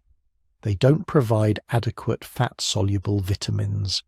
The archaeological evidence of this dietary shift is brutal. skeletal remains from early farming communities show widespread signs of nutritional stress. Porotic hyperostosis, a thickening of the skull bones caused by iron deficiency anemia, becomes common in farming populations. So do dental hyperplasias, lines of defective enamel formation on teeth that form during childhood malnutrition. And those shorter statures? That's what happens when children don't get adequate protein and micronutrients during their growth years, but it gets worse. Because it's not just about what early farmers were eating, it's about what was eating them. Settlement created the perfect conditions for infectious disease, and this changed human health more than any other single factor. Think about it from a pathogen's perspective. For millions of years, humans lived in small mobile groups of maybe 20 to 50 people. If a disease outbreak hit a nomadic band, it might kill a few people, maybe wipe out the whole group if it was particularly nasty. But then the disease would die out too, because there weren't enough new hosts to sustain transmission. Pathogens that evolved to infect humans had to either be chronic infections that could persist in small populations, or zoonotic diseases that jumped from animals to humans occasionally but couldn't sustain human-to-human transmission. This limited the types of diseases our ancestors faced. Then we built villages. Suddenly you have 200, 500, eventually thousands of people living in close proximity, and we weren't just living close to each other, we were living close to our own waste. Nomadic peoples didn't worry much about sanitation. You use an area as a latrine, then you move on. The ecosystem processes the waste, and by the time you return months or years later, everything's been recycled. But settled peoples couldn't move on. They were stuck in place and human waste accumulated. Wells got contaminated. Food storage areas attracted rodents. Living spaces became crowded and unsanitary by modern standards. This created what epidemiologists call a disease pool. Enough people living close enough together that infectious diseases could sustain continuous transmission. Measles, smallpox, influenza, tuberculosis. None of these could exist in nomadic populations. They all require continuous chains of infection among large settled groups, and then we added animals to the mix. Because settled peoples didn't just farm plants, they domesticated animals, cattle, pigs, sheep, goats, chickens. We brought them into our villages, kept them in pens, slaughtered them in our living spaces, drank their milk, wore their skins, and those animals brought their diseases with them. Cattle gave us tuberculosis and measles. Pigs gave us influenza. Chickens gave us typhoid fever. These zoonotic diseases jumped to humans, then evolved to spread person to person in our dense settlements. The epidemiological evidence suggests that most of the infectious diseases that would plague human civilizations for the next 10,000 years emerged during this period, the first few thousand years after settlement. The skeletal record confirms this nightmare. Early farming communities show much higher rates of infectious disease markers than hunter-gatherer populations. Periosteal reactions, bone formations caused by chronic infections, become common. So do pathologies associated with tuberculosis, treponematosis, and other bacterial infections. Life expectancy probably dropped.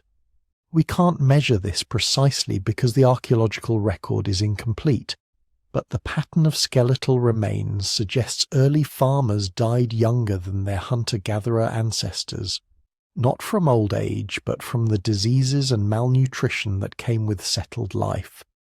And then there's the work. Because farming is hard, much harder than most people realize.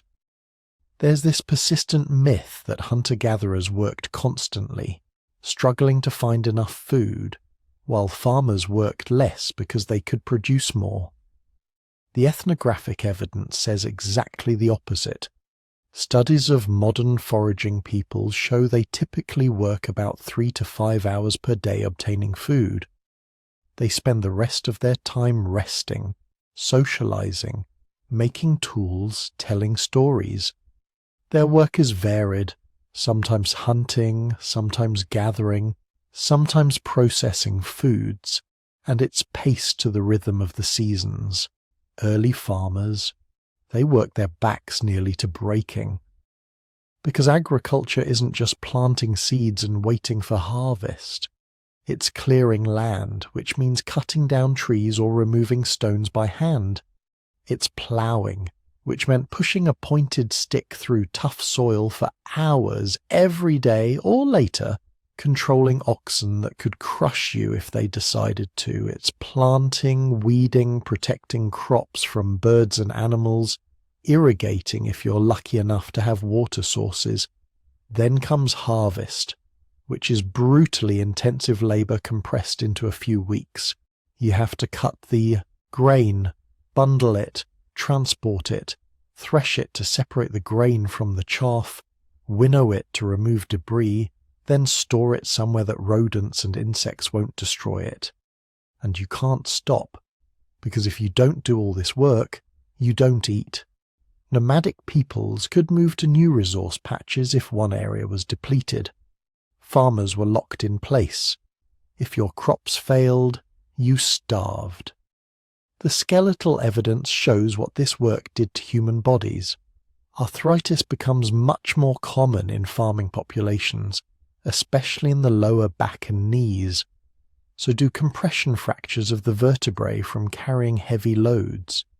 Women's skeletons show particular stress markers in the joints of the arms and wrists, probably from the repetitive motion of grinding grain for hours every day. And here's the really dark part. This hard work didn't translate to better nutrition or easier lives. It translated to supporting more people on the same amount of land. Agricultural communities could support much higher population densities than nomadic groups. But the quality of life for individuals went down. Anthropologists call this the agricultural trap.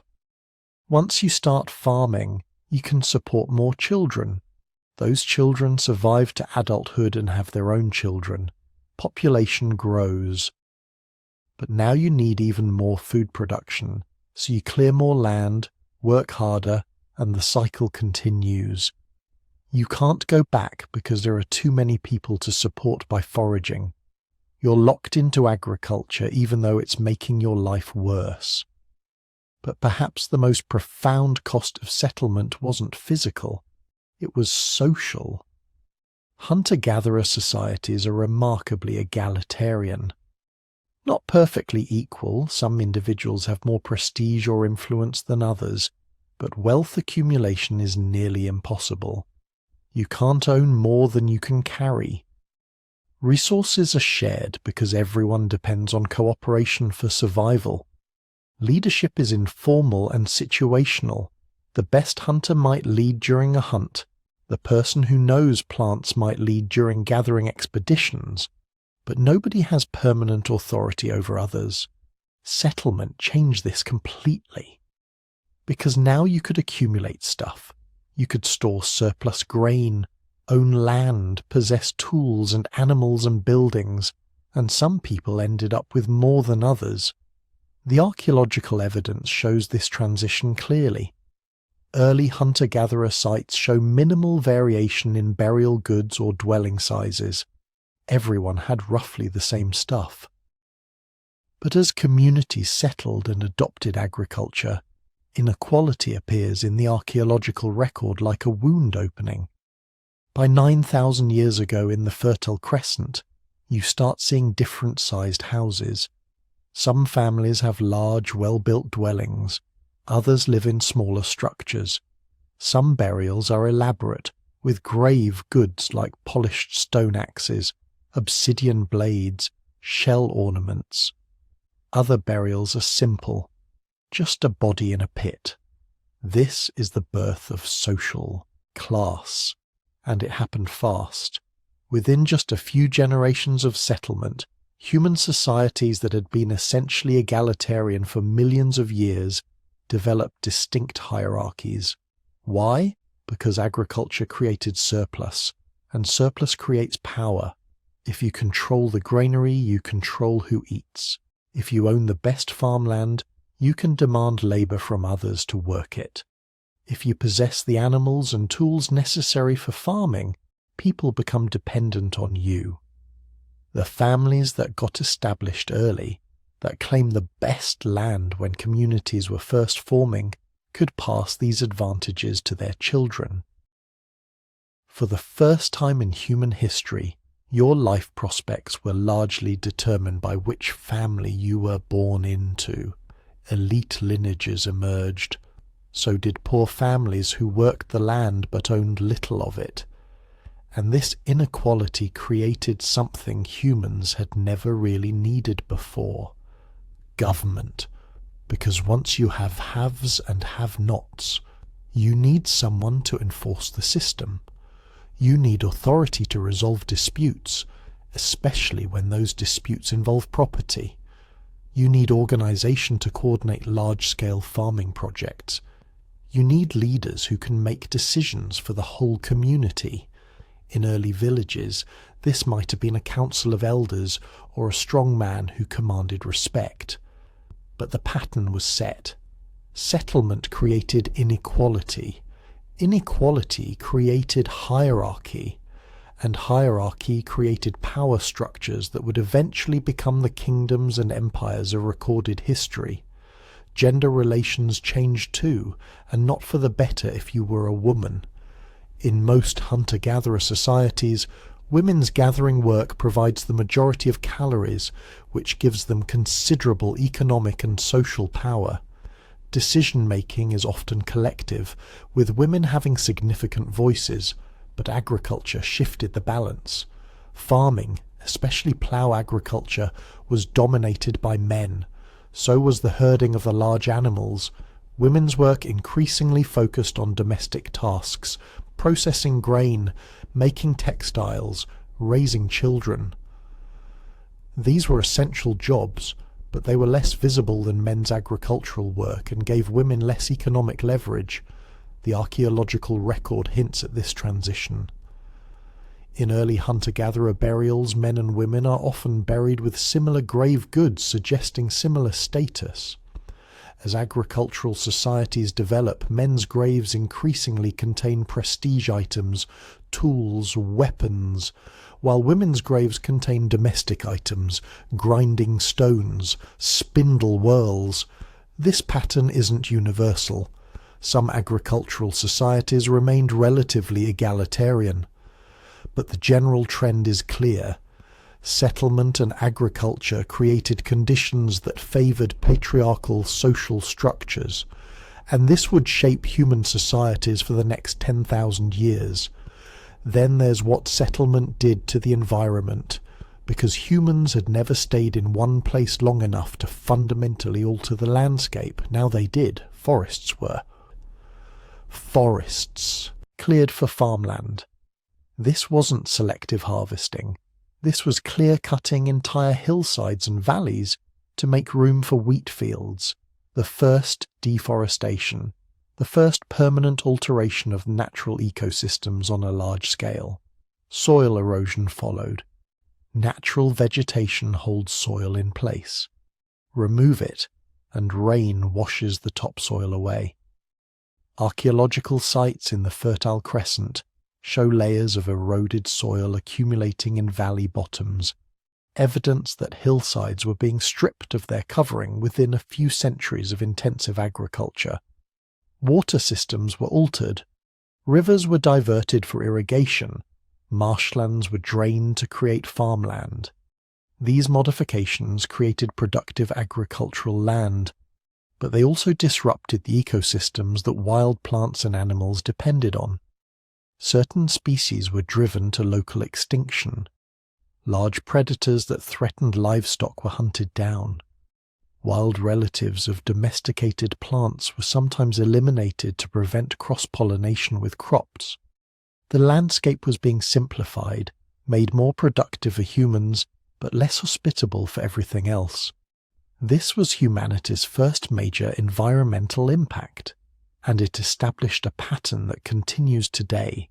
Humans modifying nature to increase food production, creating short-term abundance while depleting long-term ecological resilience. So why didn't people just go back? If settlement made life harder, shorter, more diseased, more unequal, why didn't those early farmers look around, realize they'd made a terrible mistake, and return to the nomadic lifestyle that had served humanity so well for millions of years? Because they couldn't. The door had closed behind them. Remember, agricultural populations grew rapidly. Within a few generations of settlement, there were simply too many people to support by foraging. The surrounding hunting and gathering territories couldn't sustain the population that agriculture had enabled. Plus, children. Nomadic women typically have children every 4 years or so, because you can't travel while carrying more than one small child. But settled women can have children every 2 years, sometimes even more frequently. Agricultural communities had baby booms, and all those children needed to be fed. The skills were being lost too. Each generation of farmers was less practiced in hunting and foraging than their parents. The knowledge of seasonal movements, animal behavior, plant locations, all the accumulated wisdom of nomadic life, it was fading. After just a few generations, going back would have meant relearning everything. And maybe most importantly, people had invested too much. They'd cleared land, built houses, planted orchards, established villages. Walking away from all that felt impossible, you'd be abandoning everything your family had worked for, so communities pushed forward. They dealt with the diseases by developing herbs and basic medicines. They coped with malnutrition by occasionally hunting or gathering wild foods to supplement their diets. They adapted to the harder work because they had no choice. And slowly, over generations, the memory of nomadic freedom faded. Children born into farming villages knew no other life.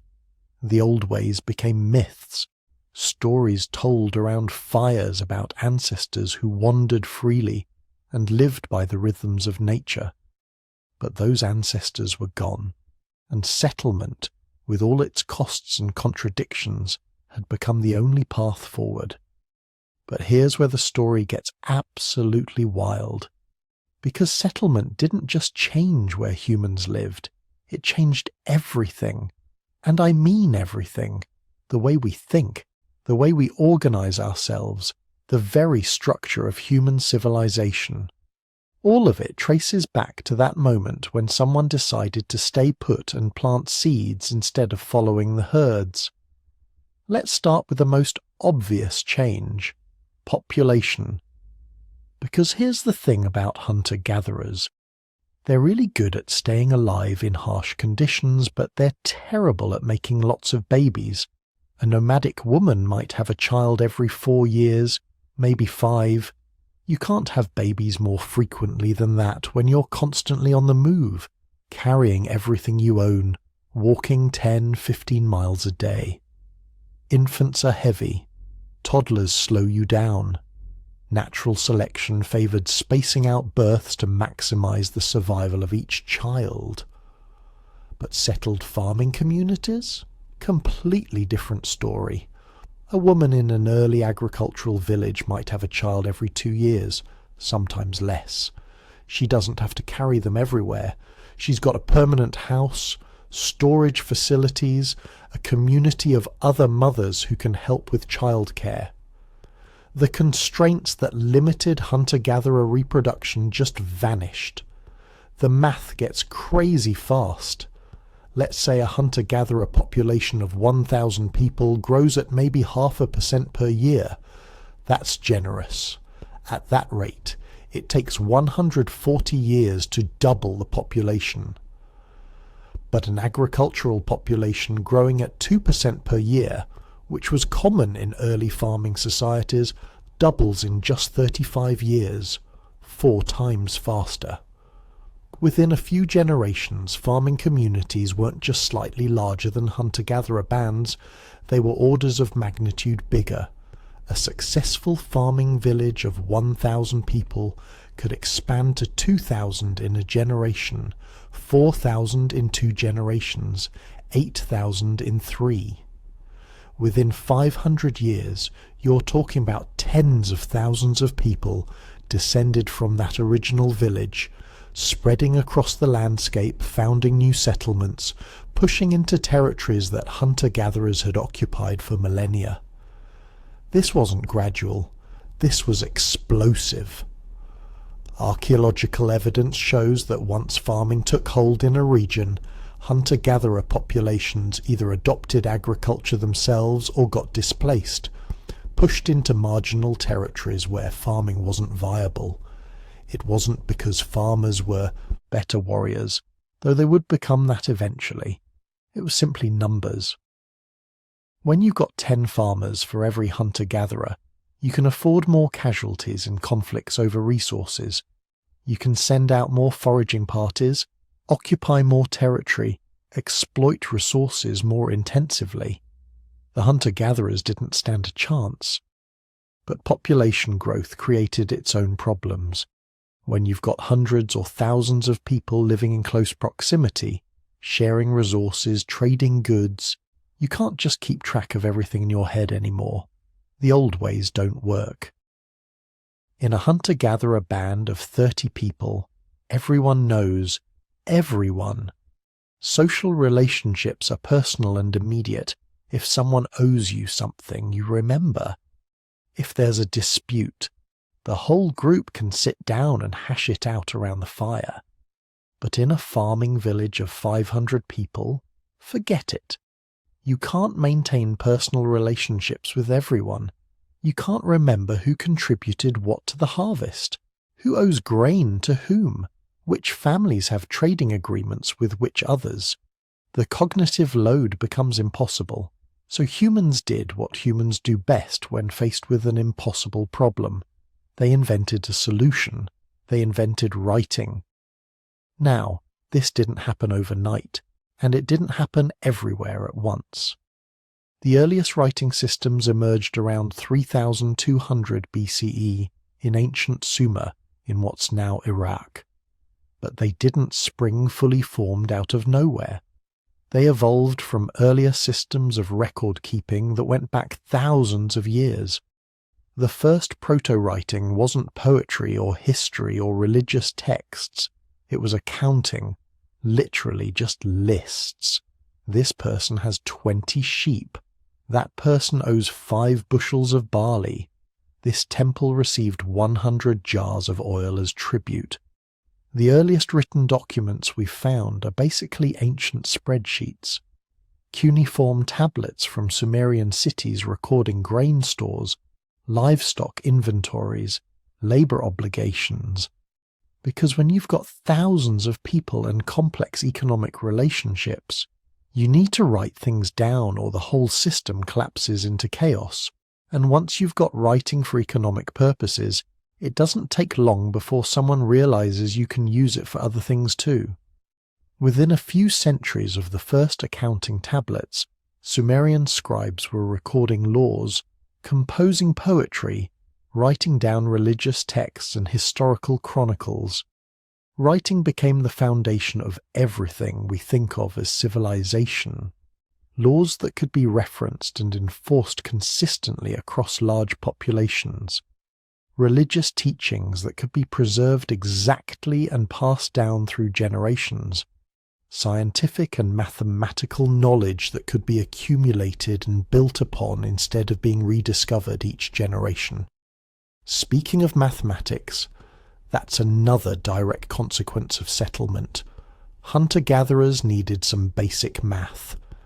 Counting, simple addition and subtraction, spatial, reasoning for tracking animals. But farming societies needed something much more sophisticated. They needed to calculate harvest yields, predict when floods would come, divide land fairly, assess taxes, measure distances for irrigation channels. The development of complex mathematics happened in settled agricultural societies because those were the societies that desperately needed it. The Sumerians developed base 60 arithmetic, which is why we still have 60 seconds in a minute and 360 degrees in a circle. They figured out basic geometry to survey fields and calculate areas. The Egyptians developed sophisticated mathematical techniques for engineering pyramids and predicting Nile floods. The Babylonians created astronomical mathematics that could predict eclipses centuries in advance. None of this happens in nomadic societies, not because nomadic people were less intelligent, but because they didn't need it. The problems that require advanced mathematics only emerge when you've got large populations, complex resource management, and permanent infrastructure. And with mathematics came administration. Because here's the thing about a farming community of 5,000 people.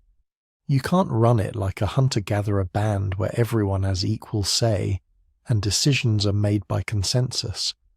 The information processing requirements are too high. Instead, you get hierarchy, specialists who spend their time organizing labor, managing resources, resolving disputes, planning for the future. You get chiefs, priests, administrators, tax collectors. You get social stratification, where some people have authority and wealth while others don't. The archaeological record shows this happening independently in every region where agriculture developed.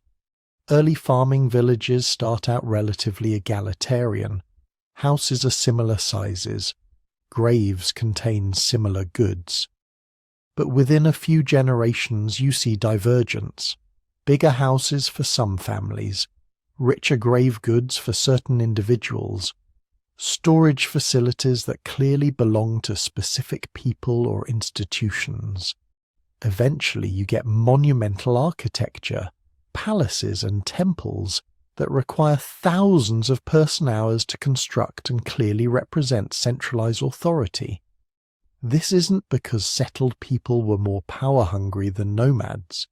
It's because complex societies require complex administration, and complex administration requires hierarchy. You literally can't organize thousands of people for large-scale projects without some kind of command structure. Try to build an irrigation system or defensive wall by pure consensus, and you'll still be arguing about the plan when the drought comes or the enemy attacks. But hierarchy enabled something that would prove even more transformative: specialized labor. In a hunter-gatherer society, everyone does basically the same things. Everyone knows how to find food, make tools, build shelters. There's some specialization, sure. Certain individuals might be particularly skilled hunters or especially knowledgeable about plants. But fundamentally, everyone's a generalist because survival requires it. Settled agricultural societies change that completely. When you've got stored food surpluses, you can afford to have people who don't produce their own food. You can have full-time craftspeople who do nothing but make pottery or weave textiles or work metal. You can have merchants who spend their time trading goods between communities. You can have priests and scholars who specialize in knowledge and ritual. Most importantly, you can have innovators who spend their time experimenting with new technologies instead of spending every day finding their next meal. The result was a technological explosion unlike anything the world had seen. Hunter-gatherers developed stone tool technology over millions of years. Slowly, gradually, each improvement taking millennia to spread. But settled societies? They went from simple clay pots to wheeled vehicles in just a few thousand years. They invented the plough, the loom, metallurgy, glass-making, advanced ceramics. They figured out how to smelt copper, then bronze, then iron. Each innovation building on the last, each specialist contributing their piece to an accelerating technological revolution. Trade networks exploded too. Hunter-gatherers traded, sure. Archaeological evidence shows exotic materials moving hundreds of miles even in Paleolithic times. But the scale was tiny compared to what emerged with agriculture. Settled communities produced surpluses, more grain than they could eat, more pottery than they needed, more textiles than they could wear. So they traded the surplus for things they couldn't produce themselves. Obsidian from volcanic regions, copper from specific ore deposits, shells from the coast, exotic foods and luxury goods. Within a few thousand years of agriculture's emergence, trade networks spanned entire continents. Lapis lazuli from Afghanistan ended up in Egyptian tombs. Tin from Cornwall was combined with copper from Cyprus to make bronze tools in Greece. Silk from China reached Roman markets through trade routes spanning 4,000 miles. These weren't simple exchanges between neighbours. These were complex economic systems with professional merchants, standardised weights and measures, even early forms of currency. All made possible because settled societies produce surpluses worth trading. And where you have trade, you have cities. Because cities are essentially nodes in trade networks, places where goods accumulate, get processed, and get redistributed. The first cities emerged around 4000 BCE in Mesopotamia, Uruk, Ur, Eridu, places with populations in the tens of thousands, sometimes more, concentrations of wealth and power unlike anything that had existed before. These weren't just big villages, they were fundamentally different entities with their own logic and requirements. Cities needed constant food imports from the surrounding countryside. They needed sophisticated water management, waste disposal, social organization. They needed laws and law enforcement, courts and contracts, all the apparatus of state authority. And once you have cities, you have civilization in the formal sense. The word civilization comes from the Latin word for city, and that's not a coincidence. All the things we associate with civilization, writing, mathematics, monumental architecture, complex religion, formalized government, they all emerged in urban contexts because cities both required and enabled them. The first true civilizations, Sumer, Egypt, the Indus Valley, China, Mesoamerica, they all developed independently in different parts of the world, but they all follow the same basic pattern. Agriculture leads to population growth. Population growth leads to villages, then towns, then cities. Cities lead to writing, specialized labor, and complex administration. And complex administration leads to states, empires, and everything that follows. But here's what's really wild. Those early settlement patterns, those first villages and cities, they're still shaping our world today. Modern political boundaries often trace back to ancient agricultural territories. France roughly corresponds to the area where people spoke a particular dialect and grew particular crops 2,000 years ago. China's borders reflect regions unified by early agricultural civilizations along the Yellow and Yangtze rivers. The Middle East's complex politics partly derive from settlement patterns established when agriculture first emerged there 12,000 years ago. Cities that were founded 5,000 or 6,000 years ago are still major urban centers today. Baghdad, Damascus, Athens, Beijing. Places that became important because of their position in ancient trade networks remain important for essentially the same reasons. We've added highways and airports, but we're still using infrastructure networks whose basic patterns were established in the Bronze Age. And the social structures that emerged with settlement, they're still with us too. Concepts of property ownership, the idea that you can own land or resources rather than just using them. That comes from agriculture. You plant a field, you own the harvest. You build a house, you own the house. Hunter-gatherers didn't think that way because they couldn't. You can't own territory you're going to leave in a few weeks. Hierarchy and social stratification, the idea that some people have authority over others based on position rather than personal qualities. That's a product of agricultural societies needing administrative structures, specialized labor and professional identity. The idea that you're a farmer or a carpenter or a teacher rather than just a person who farms or builds or teaches. That comes from settlement allowing and requiring specialization. Even our concept of time changed.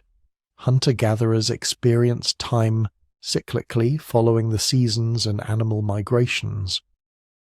But farmers needed to think about time differently. Planting happens at specific times. Harvests come in predictable cycles. Storage means planning months or years ahead.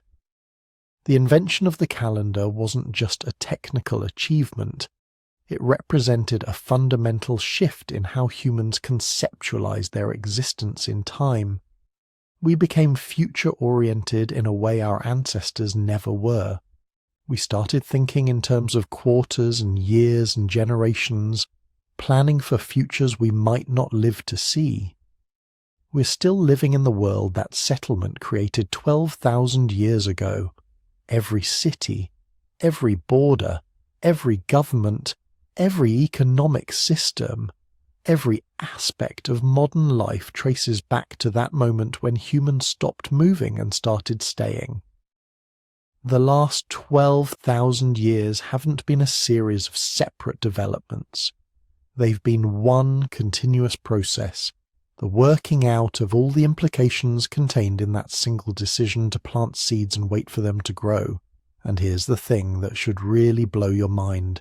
It all happened in less than 1% of human history. Anatomically, modern humans emerged at least 300,000 years ago. For 288,000 of those years, we were nomads. Every human who ever lived was a nomad. Then, in just 12,000 years, less than 4% of our species' existence, we completely transformed ourselves and the planet. That's how powerful settlement was. That's how completely it changed everything. So here we are. After 12,000 years of living in the world that settlement created, it's worth taking a moment to really sit with what happened back then. Because here's the thing, the transition from nomadic to settled life wasn't just another chapter in human history.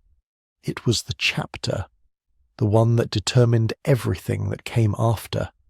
Think about the magnitude of this shift. For roughly 300,000 years, modern humans had lived one way, moving with the seasons, following animal migrations, harvesting wild plants as they ripened, carrying everything they owned on their backs. Their ancestors had lived that way for millions of years before them.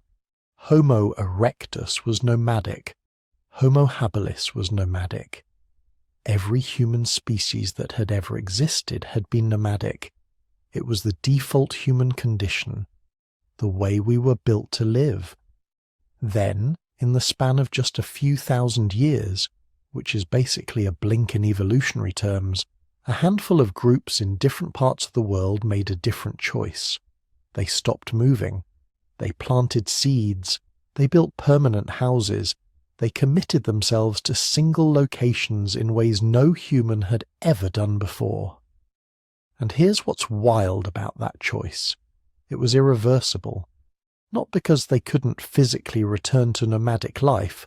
Some groups did, at least temporarily.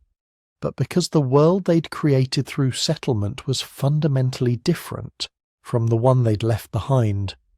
Once you've got stored grain, you need to protect it. Once you've got permanent houses, you need to maintain them. Once your population density increases beyond a certain point, You can't go back to hunter-gatherer resource levels. They wouldn't support you anymore.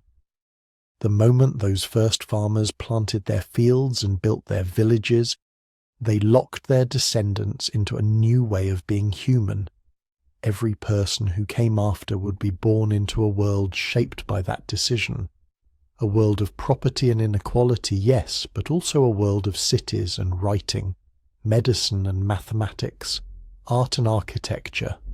Everything we call civilization emerged from that single revolutionary choice to stop moving. We are all descendants of settlers, whether your ancestors were among the first farmers in the Fertile Crescent, or they adopted agriculture thousands of years later, or they were still nomadic when European colonizers arrived with guns and diseases. You're living in the world that settlement created. You're sitting or lying down right now, probably in a permanent structure, possibly looking at stored food in your kitchen, definitely surrounded by possessions you couldn't carry if you had to move tomorrow. That's the legacy of the Neolithic Revolution. But it's also worth remembering what we lost. Those nomadic ancestors of ours weren't primitive or backwards. They were sophisticated, skilled, deeply knowledgeable about their environments. They had social systems that promoted equality and sharing. They had rich cultural lives full of art and story and ritual. They lived in ways that were sustainable for hundreds of thousands of years, something we're still struggling to figure out after just 12,000 years of settlement. Understanding this history, really sitting with it, connects us to something profound. We're not separate from our ancestors. We're not fundamentally different from those people who made the choice to settle. We're dealing with the same basic human drives, the need for security, the desire to provide for our children, the tendency to take short-term solutions even when they create long-term problems. The same intelligence that let them domesticate wheat and build villages is the intelligence you're using right now to understand this story. We're all part of this vast human experiment that started 12,000 years ago, still figuring out how to live in the world that settlement created, still grappling with the consequences of choices our ancestors made when the climate warmed and the ice sheets retreated. If this journey through deep history resonated with you, if it changed how you think about the world around you, or the food on your plate, or the house you live in, do me a favour. Hit that like button. Subscribe if you haven't already. Leave a comment telling me what surprised you most about this story. And here's something I'm genuinely curious about. Where are you listening from? What part of the world are you in? And do you know when your ancestors made the transition from nomadic to settled life? Drop it in the comments. I read them all, and I love seeing where this story reaches, because ultimately that's what history is.